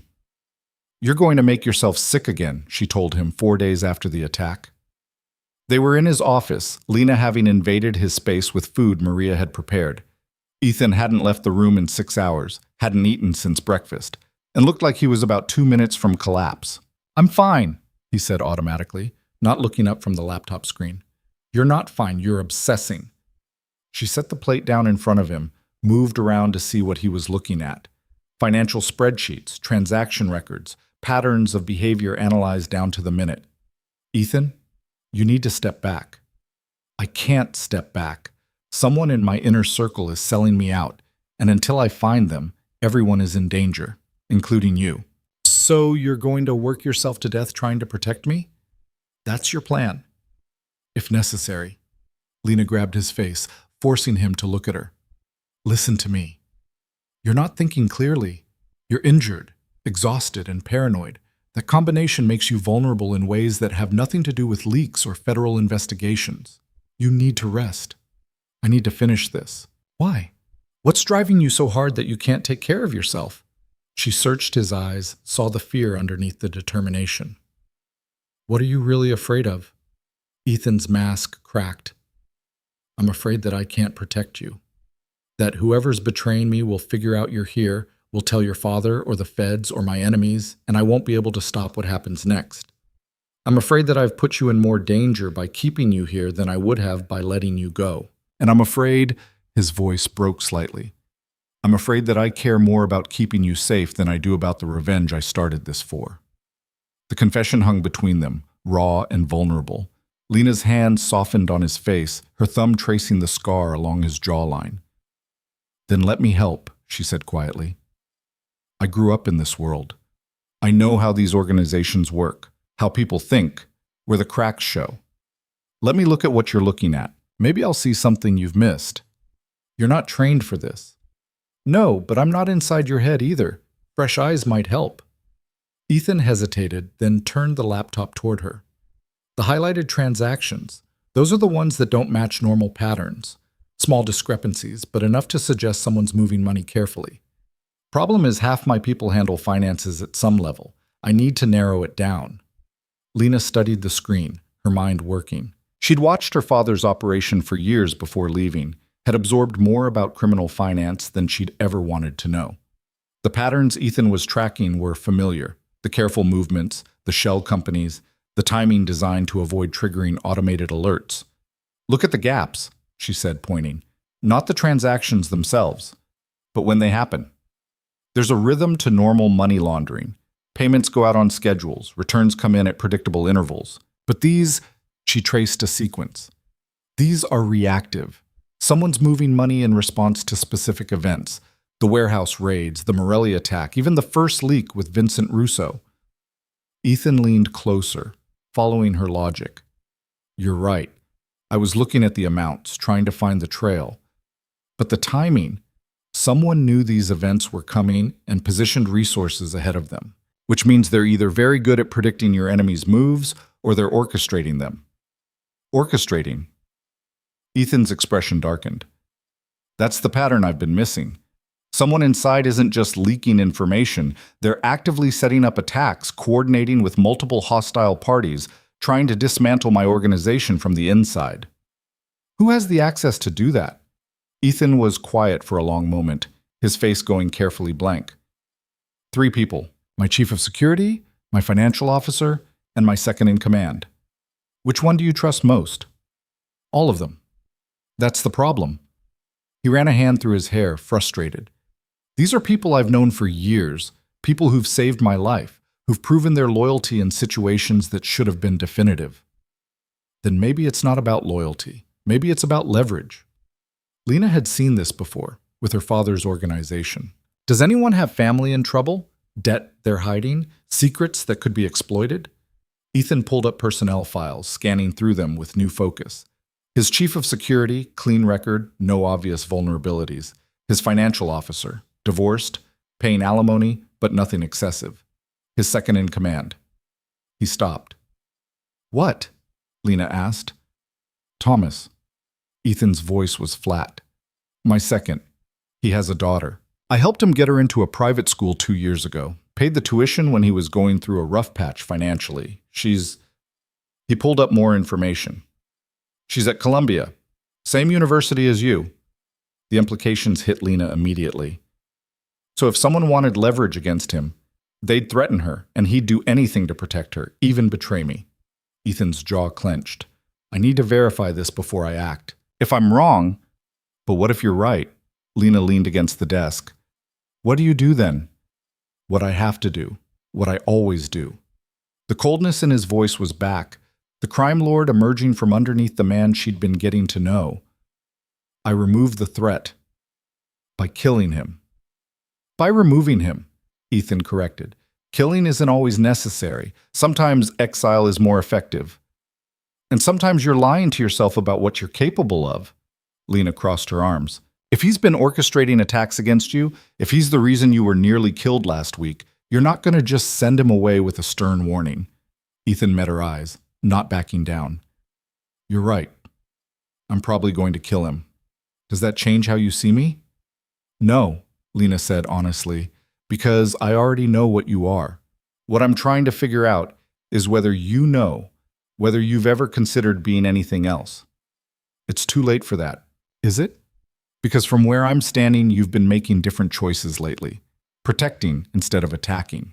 Showing mercy instead of violence. You let those Morelli soldiers live long enough to question them. The old you would have killed them on sight. The old me didn't have someone watching, judging every decision. But there was no heat in his words, just resignation. You've complicated everything, Lena. Made me question instincts I've relied on for years. Good. You should question them. She moved closer, close enough to see the exhaustion in his eyes, the weight he carried. You said you cared about me. Prove it. Be someone worth caring about in return. I don't know if I can. Try anyway. The conversation was interrupted by Maria appearing in the doorway with an expression that suggested urgent news. Mr. Cross, Thomas is here. He says he needs to speak with you immediately. It's about the leak. Ethan's expression went carefully neutral. Show him in. Should I? Lena started. Stay. But stay quiet. Ethan stood, moving around the desk with the controlled grace of a predator preparing to strike. Let me handle this. Thomas entered a moment later. He was in his late 40s, graying at the temples, with the weathered look of someone who'd seen too much violence. He'd always been polite to Lena on the few occasions they'd crossed paths in the penthouse, but now she studied him with new eyes, looking for signs of betrayal. Ethan, Thomas's voice was tense. We need to talk, privately. Anything you say to me can be said in front of Lena. She's my guest. The way Ethan said guest made it clear he was daring Thomas to contradict him. Thomas glanced at Lena, then back to Ethan. It's about the investigation into the leak. I found something. Evidence that points to… He stopped, his expression conflicted. It points to me. The admission hung in the air like a gunshot. Ethan's hand moved to his side, where Lena knew he kept a weapon even in his own penthouse. Explain, Ethan said, his voice deadly quiet. Someone's been setting me up, moving money through accounts I have access to, using my credentials to communicate with our enemies, even planting evidence in my apartment. Thomas's hands were shaking slightly. I didn't see it until tonight, when I got a call from someone I trust in the NYPD. They said the feds are building a case against me specifically, that they have transaction records, communications, everything they need to prove I'm your leak. And you're telling me this why? If you were actually innocent, running would make more sense than confessing. Because I know you'll find the real evidence eventually. And because… Thomas's voice cracked. They have my daughter. Whoever's doing this, they grabbed Sarah from campus 3 days ago. Sent me proof of life and instructions. If I didn't play along, if I warned you, they'd kill her. Lena's breath caught. She glanced at Ethan, saw him processing this new information with rapid calculation. Why come to me now? Ethan asked. Because I just got word that Sarah escaped. She managed to get away from her captors 2 hours ago, made it to a police station in Brooklyn. She's safe. Thomas met Ethan's eyes. So I'm here to face whatever you decide I deserve. But I need you to know I didn't betray you willingly. And whoever did this, whoever orchestrated this entire setup, is still out there. Ethan was quiet for a long moment, his hand still near his weapon. Lena could see him weighing options, calculating risks, deciding whether to believe Thomas or eliminate him as a precaution. Prove it, Ethan said finally. Prove you were set up, and I'll help you find who's really behind this. But if I find out you're lying, I'm not. I'll give you everything, my passwords, my accounts, my communications, full transparency. Thomas looked desperate, exhausted. You've been like a brother to me, Ethan. I would never betray you. Not for money, not for power. They knew that, so they found the one thing I couldn't sacrifice. Your daughter. My daughter. Ethan's expression softened infinitesimally. Where is she now? Safe house in Queens. I have people watching her, people I trust from outside our organization. Good. Keep her there. Ethan moved to his desk, pulled out a laptop. Start with your communications. Show me everything that looks suspicious. We're going to reverse engineer this setup and find out who is pulling the strings. Relief flooded Thomas's face. Thank you. I won't let you down. You already did by not coming to me sooner, but I understand why. Ethan glanced at Lena. Family makes us do things we wouldn't otherwise consider. Makes us vulnerable in ways that can be exploited. The look he gave her was loaded with meaning. Lena understood what he was really saying. She was his vulnerability now. His potential Thomas. The person who could make him compromise everything he'd built. And somehow, terrifyingly, she didn't mind being that for him. The work of unraveling Thomas's setup took 3 days of intensive investigation.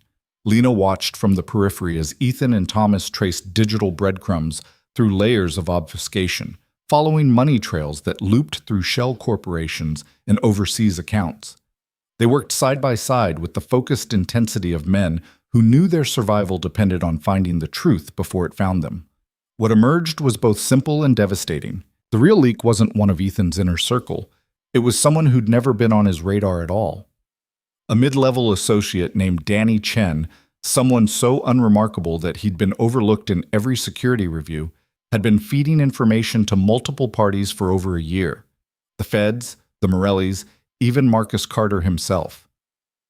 "How did we miss him?" Thomas asked, staring at the evidence spread across Ethan's desk. "Because he was smart enough to stay invisible," Ethan said, his voice cold with controlled rage.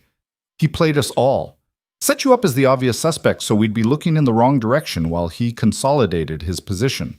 The kidnapping of your daughter, the attacks, the federal raids, all orchestrated to destabilize my organization enough that someone else could move in and take over." "Who's backing him?" Lena asked. She'd been sitting quietly in the corner, but the pieces were clicking together in her mind. Chen doesn't have the resources to coordinate all of this alone. Someone's funding him, protecting him. Ethan's jaw tightened. "That's the question, and I think I know the answer." He pulled up a file, showed them financial records that traced back to a consortium of Ethan's competitors. Not just the Morellis, but 3 other families who'd been circling for years, waiting for weakness. Chen had been their inside man, their weapon, their ticket to dismantling Ethan's empire piece by piece. They were never going to just take over, Thomas said, understanding dawning. They were going to carve you up and split the territory. Smart of them. Avoid a war by coordinating the assassination. Ethan closed the laptop with deliberate calm. The only thing they didn't count on was Chen getting greedy and sloppy. The setup on you was too elaborate, too obvious. It made me look deeper instead of just pulling the trigger. "So what now?" Thomas asked. "Now?" Ethan's smile was dangerous. "Now we return the favor." The next 48 hours moved with brutal efficiency. Ethan didn't just neutralize Danny Chen. He turned him into a weapon against the very people who'd been backing him. With Thomas's help and information extracted from Chen before his unfortunate disappearance into the East River, Ethan orchestrated a counterattack that was surgical in its precision. False information was fed back through Chen's channels, making the consortium think their plan was working better than anticipated. Then Ethan struck, not with violence, but with something more devastating. He leaked evidence of the conspiracy to federal authorities, complete with financial records and recorded conversations that implicated all 4 families in everything from racketeering to murder. He triggered internal conflicts within each organization, exploiting existing tensions until they were too busy fighting each other to focus on him. And he made sure Marcus Carter was caught in the crossfire. Lena learned about that last part accidentally, overhearing a phone conversation Ethan was having with one of his contacts. Her father's name, mentioned casually, followed by details about warrants being issued, assets being frozen, associates being arrested. When Ethan ended the call, he found her standing in the doorway. "You went after him anyway," she said. It wasn't a question. "I told you from the beginning that destroying your father was the point of all this. Did you think I'd changed my mind?" "I thought maybe—" She stopped, not sure what she'd thought. That he'd chosen her over revenge? That their growing connection meant something more than his original plan? "I thought you were different now." "I am different, but that doesn't mean I'm giving up on justice for my brother." Ethan moved toward her, his expression conflicted. "Your father is going down, Lena. Not because I kidnapped you, not because of anything I did directly. He's going down because the federal case against him is airtight, built on evidence that has nothing to do with you. He'll spend the rest of his life in prison, and he'll never know you were here." "But you orchestrated it, set it all in motion." "Yes, and I'd do it again." He stopped in front of her. "I know you wanted me to be better than this." But I can't let what he did to David go unanswered. I won't. Lena's hand moved to her stomach, now slightly rounded at 10 weeks, visible when she wasn't wearing loose clothes. So where does that leave us? You got your revenge. The threat to your organization is eliminated. What happens to me now? Ethan was quiet for a long moment. That depends. On what? On what you want to happen. The question caught her off guard. You're asking me. You've been here for almost 3 months. You know who I am, what I do, the darkness I'm capable of. You also know, he hesitated, you know how I feel about you, that I care whether you stay or go, whether you're safe, whether the baby is healthy. So I'm giving you a choice I should have given you from the start. A choice, Lena repeated, not quite believing it. You can leave. Today, if you want. I'll set you up with resources, money, new identity, protection from anyone who might come looking. You can go anywhere, start over completely. Raise your child far away from this world, from your father, from me. Or, he stopped, something vulnerable flickering across his face. Or you can stay, not as my prisoner, as, I don't know what to call it, my partner, my responsibility, someone I want in my life even though I have no right to ask. His hand found hers, tentative. I know it's insane. I know you should run as far from me as possible, but I'm asking anyway, because the thought of you leaving, of never seeing you again, is worse than anything my enemies could do to me. Lena's heart hammered against her ribs. This was it, the moment she'd been waiting for, the freedom she'd craved since the SUV grabbed her off that Columbia quad. She could walk out of here, disappear, build the life she'd planned before everything went wrong. But that life felt like it belonged to a different person now. 3 months ago, she'd been a college student pretending the first 24 years of her life hadn't happened, pretending she wasn't Marcus Carter's daughter, pretending she could outrun genetics and history. Now she was pregnant, battle-hardened, and undeniably changed by proximity to Ethan Cross. I should leave, she said quietly. I should take your offer and never look back. Yes, you should. But I keep thinking about something you said, about my mother drinking herself to death because she couldn't face what she'd married into, couldn't find a way to survive the darkness. Lena met his eyes. I don't want to be her. I don't want to run from hard things just because they're terrifying. And the truth is, she took a breath. The truth is, I don't know who I am anymore without you. These 3 months, they've stripped away every illusion I had about myself. I'm not the girl who escaped her father's world. I'm the woman who survived being kidnapped, who learned to see the humanity in her captor, who's carrying a child and trying to figure out how to be brave enough for both of us. Lena, I'm not finished. Her voice was stronger now. If I stay, it's not because I'm your prisoner or because I don't have options. It's because I'm choosing you, knowing exactly what that means. But I need something in return. What? I need you to go legitimate, really legitimate, not just shell companies and money laundering.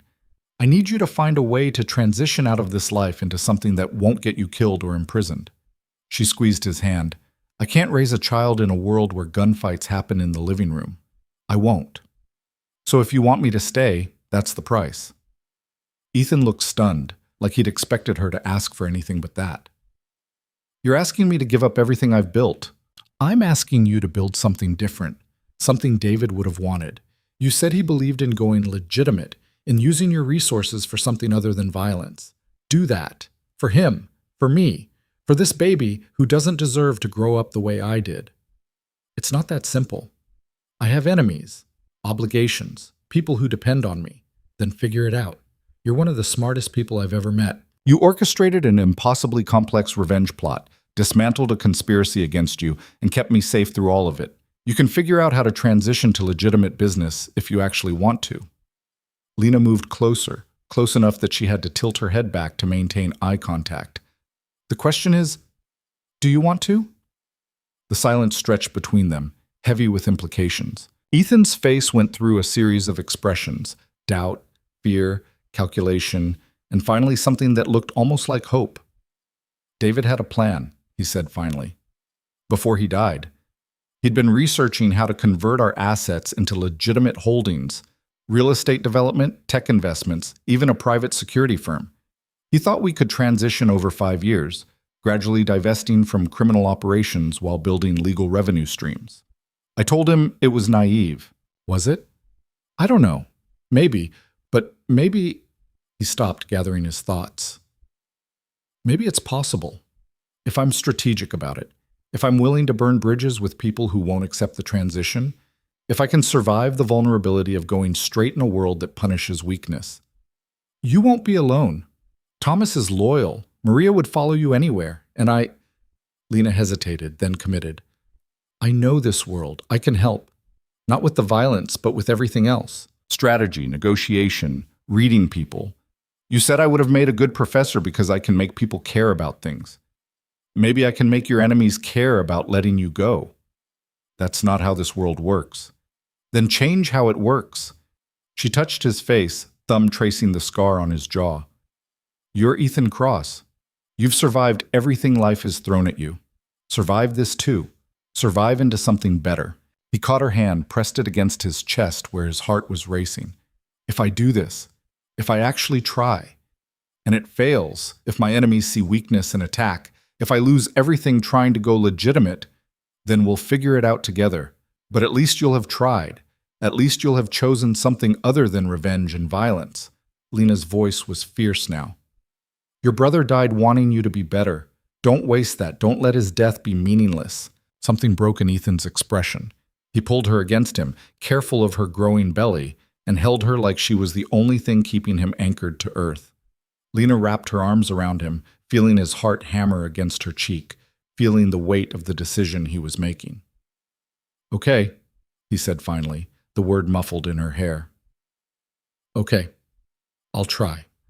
I'll call in every favor I have, negotiate with every enemy, do whatever it takes to transition out.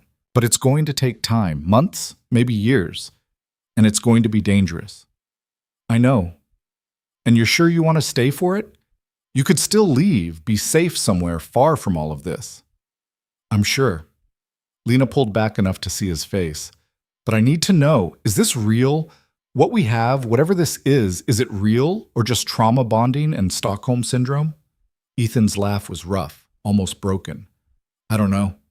Maybe it's both. Maybe it started as something toxic and became something else along the way. All I know is that I love you, Lena Carter. I love you in a way that terrifies me because it makes me vulnerable in ways I swore I'd never be again.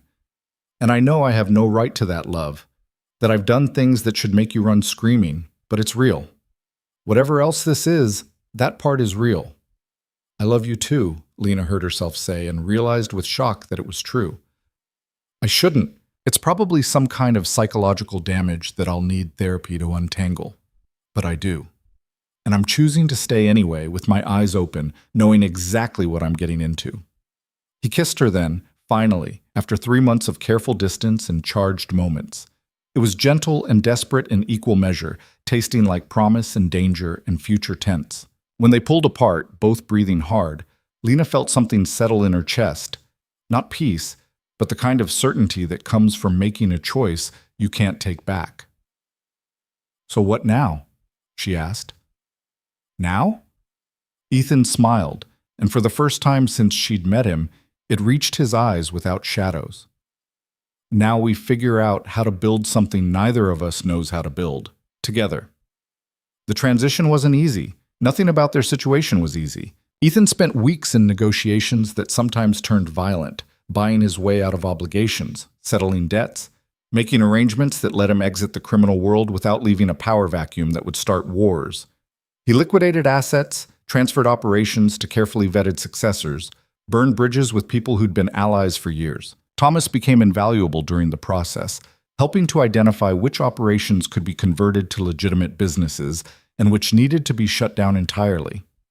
The private security firm David had envisioned became their primary focus, a company that provided executive protection, cybersecurity consulting, and risk assessment to corporations and high-net-worth individuals. It was a natural transition for people with their skills, and it was completely legal. Lena helped where she could, though her growing pregnancy limited her mobility. She researched business structures, helped craft the narrative for why Ethan Cross was going legitimate, even reached out to contacts from her Columbia days who knew about PR and reputation management. Slowly, painfully, they built something new from the ashes of what Ethan had been. Marcus Carter's arrest made national news 3 months after Thomas had been cleared. The charges were extensive: racketeering, conspiracy to commit murder, tax evasion, money laundering. The evidence was overwhelming, built from the information Ethan had fed to federal investigators through carefully anonymous channels. He would spend the rest of his life in prison, and he never knew his daughter had been 30 floors above Manhattan, held by the man orchestrating his downfall. Lena felt complicated things when she saw her father's face on the news, being led away in handcuffs. Relief that he couldn't hurt anyone else. Grief for the father he'd never been. Guilt for the part she'd played, even passively, in his destruction. "You okay?" Ethan asked, finding her watching the coverage. "I don't know. Is it wrong that I feel sad?" "No, he's still your father, even if he was a terrible one. Grief doesn't follow logic." He sat beside her, his hand finding her considerably rounder belly. At 5 months, the pregnancy was impossible to hide. "Do you regret staying?" "No, but I reserve the right to feel complicated things about complicated situations." "Fair enough." They'd moved out of the penthouse 2 weeks earlier, relocating to a brownstone in Brooklyn that felt more like a home than a fortress. It had a small garden where Lena planned to plant vegetables, rooms that needed painting, neighbors who nodded hello without knowing who Ethan had been before he went legitimate. It was normal in a way that felt almost alien after everything they'd been through. Dr. Reeves had confirmed the baby was healthy. A girl, if they wanted to know, which they did. Lena was already thinking about names, about nursery colors, about how to explain to her daughter someday that she was conceived before her mother was kidnapped, born into a relationship that started with violence and somehow transformed into something resembling love. It would be a complicated story. But then, complicated seemed to be their theme. "I've been thinking," Ethan said one evening, 6 months after Lena had chosen to stay. They were in the brownstone's kitchen, Lena attempting to cook while Ethan tried to help without getting in the way. His security firm was thriving, built on reputation and competence rather than fear. The transition wasn't complete. There were still loose ends, still people who resented his exit, still moments when violence threatened to resurface. But they were managing, building something sustainable. "About?" Lena asked, stirring sauce that was probably going to burn despite her best efforts. "About us. About making this official." He moved behind her, his arms circling her expanded waist. "I know the circumstances of how we got here are insane. I know we probably need years of therapy to process everything that's happened. But I want—" He stopped, searching for words. "I want to marry you. Not because I'm trying to own you or control you, but because I want to build a life with you. A real one, with paperwork and shared bank accounts and arguments about whose turn it is to do the dishes." Lena's hand stilled on the spoon. "You're proposing? Now? While I'm burning marinara?" "I don't have a ring. I don't have a plan. I just—" His voice was rough with emotion. "I just know that you're the best thing that's ever happened to me, even though I found you in the worst possible way. And I want our daughter to grow up with parents who are actually committed to each other, not just two people stuck together by circumstance." Lena turned in his arms, careful of her belly. "You're terrible at romantic gestures." "I know. And this relationship is probably going to require decades of therapy." "Definitely. And I'm still not entirely convinced we're not both suffering from some kind of shared trauma delusion." "That's possible too." "But yes," Lena said, smiling despite herself. "Yes, I'll marry you.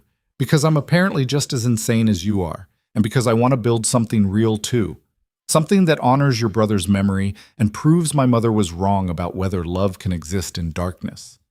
Ethan kissed her, tasting like relief and promise, and the kind of hope that comes from surviving something you shouldn't have survived. Around them, the sauce actually did start to burn, filling the kitchen with smoke that set off the fire alarm and made them both laugh as they scrambled to open windows. It was messy and imperfect and completely them.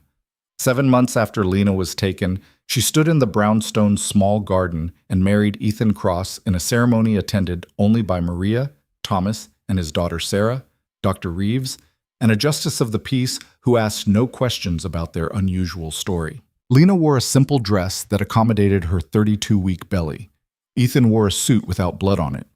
They exchanged vows they'd written themselves, promising not perfection, but effort, to keep choosing each other, to keep building something better than what they'd come from, to prove that people could change if they wanted it badly enough. 3 weeks later, Lena gave birth to a daughter they named Hope, partly for the future they were building, partly because David had always said hope was the one thing their world couldn't destroy. She was healthy and loud and perfect. And when Ethan held her for the first time, tears streaming down his face, Lena knew they'd made the right choice. All of them. The choice to stay, the choice to change, the choice to believe in something better than revenge. Their life wasn't a fairy tale. Ethan still had nightmares about his brother. Lena still struggled with guilt about her father, with fears about whether she was enough for the family she'd accidentally built. They fought about money and parenting philosophies and whose turn it was to handle the 3 a.m. feeding.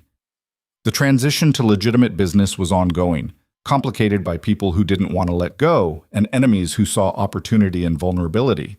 But they were happy. Imperfectly, complicatedly, messily happy. A year after Hope was born, they sat in their garden while she napped in a portable crib nearby, watching clouds drift across a blue sky that seemed impossibly vast for Brooklyn. "Do you ever regret it?" Lena asked. "Giving up the power, the empire, everything you built?" Ethan was quiet for a moment, considering. "Sometimes I miss the certainty of it, the knowing exactly who I was and what I was capable of. But then I look at Hope, at you, at this life we've built, and I realize..." He turned to her, his expression open in a way it never could have been before. "I realize David was right. There's more courage in building than destroying, more strength in choosing love over revenge. And I'd rather be the man who figured that out late than never at all." "Good answer. I've had a good teacher." They sat in comfortable silence, watching their daughter sleep, listening to the city breathe around them. Somewhere out there, Marcus Carter was in prison. Somewhere else, people who'd known Ethan Cross as a crime lord were probably still telling stories about the man who'd walked away.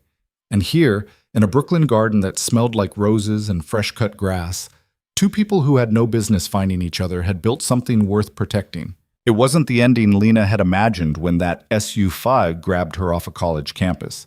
It wasn't even the ending she would have written if given the choice. But it was theirs, hard-won, complicated, real.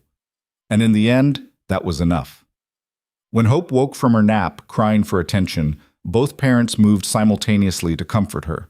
They stood together in the golden afternoon light, a family forged from trauma and choice in equal measure, and they were exactly where they needed to be. Not perfect, not innocent, but real and committed and still standing, together.